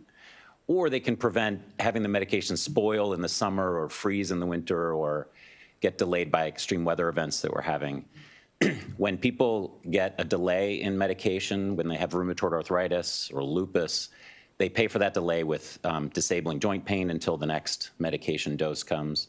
They pay with internal organ damage that's permanent. So these are important issues. I'm thrilled that this gap, this loophole in the legislation is being closed, but people who have autoimmune diseases outnumber people who have cancer. They're majority women. Okay, people have rheumatoid arthritis, 4 out of 5 people are women. And lupus, systemic lupus, one of the main diseases we treat, predominantly affects people of color. And so this bill, while it's very important, and the intent, I'll say, as Senator Lamb was talking about, supported by all 3 branches of federal government, it's very bipartisan. You're excluding more people than you're including, and you're excluding women, and you're excluding people of color. So strongly recommend including us and our patients in this bill going forward. Thanks for your time. Thank you, Dr. Worthing. Matt, you want to go next? Sure. Madam Chair, members of the Senate Finance Committee, thank you very much for the opportunity. Matt Celentano here today on behalf of the League of Life and Health Insurers of Maryland in support of Senate Bill 975 with amendments. I want to thank Senator Lamb and Delegates Johnson and Cullison, as well as the advocates, for giving us a chance to work through the challenges that the carriers had on this piece of legislation, and we, I think, are very close to getting to a place of support. There are still some concerns from the carriers around the definition of specialty drugs and the reimbursement guardrails. We want to ensure that the consumers don't have to pay more, and I think we're very close on that front. But we've already been in communication with Ms. McDonough. We will continue to do so, and we are hoping to get to a place of comfort shortly. So thank you for the opportunity. That's good to hear, Matt. Thank you. Dana? Madam Chair, members of the committee, for the record, Dana Kaufman here on behalf of MedChi. We are in support of this bill with an amendment, and I just want to point out a couple things. This bill has been in the works for about 6 years now. It started off very broad-based, and if you look at where it's been now, this is very narrow, to the point that you have to be in-network, and it's only for oncology services. We do have an amendment that we've given to the sponsor. The bill references medical oncology services, and we just want to make sure that that is not unnecessarily limiting it just to those that are referred to as oncologists. For example, urologists also treat cancer, especially those of the bladder and kidney, and they also do have the ability to administer and dispense these medications. So that would be our amendment there. We don't think it changes the intent of the law or the bill at all. As far as cost, I hope that we can work with the on the amendments with the carriers. I do also want to point out that, you know, the cost has to be agreed upon. So you're in network, agreed upon, and it's non-hospital. So even just with the bill language itself, there are checks to make sure that the costs are not increased, given the fact, again, it is agreed upon. So we look forward to working to continue discussions with the carriers, and then we hope that we are able to pass this bill once and for all. It's been about 6 years now. I'd like to make a comment, not a question, so I hope you all give me a little flexibility here. But I'm the chair, right? I have a family member who's been in treatment for cancer for a long time. And there's times he goes for his treatment and his numbers have changed, whatever that means, I don't understand it all, but then his medication needs to change and they have to wait and come back a different day. There's times he's shown up for treatment and the PBM hasn't delivered the medication. Another time he had to skip a week for other medical reasons, and when he went the following week, they said, oh, no, you needed the medication last week. We're not giving it to you this week. So in his 5 years, he's had a number of times that the oncologist has not been able to treat him because the medication isn't there. So sometimes we're influenced by our personal experiences, and that's how I look at this bill. So, you know, knowing personally some of the issues that he's gone through. So I thank you all for your testimony, and hopefully we can work on the amendments, and I appreciate your testimony. Thank you. So we have one unfavorable. Guess who? Mr. Johansson.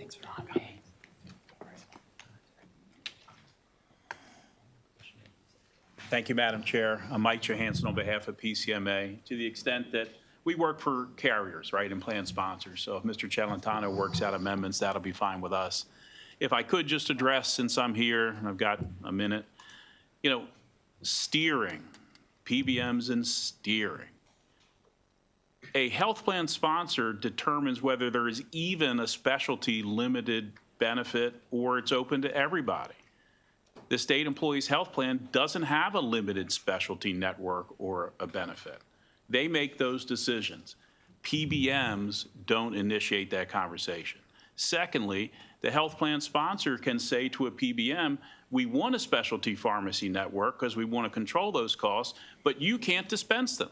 That is their thing. This isn't an office dispensing bill. It's not like the same one you heard about this week, and we appreciate the concerns, Madam Chair. But when we talk about corporate ownership, the 3 largest wholesalers, 2 of them have corporate relationships with oncology treatment providers. So the distributors of the medicines to the small community practices, actually, 2 of them are in the top 10 of the Fortune 500 as far as corporate ownership. It's a big business. That's why there's a lot of checks and balances. We'll work with whatever Mr. Celentano approves, but representing the PBMs, we basically follow what our clients want us to do. Thank you. It's for Mr. Johansson. Thank you for your testimony. That ends the hearing on Senate Bill 975, and it ends our hearings for the day. Committee, stay close. We're going to vote on some alcohol bills as soon as Tammy gets the session set up, and hopefully we'll have a few more people here before we vote. Thank you.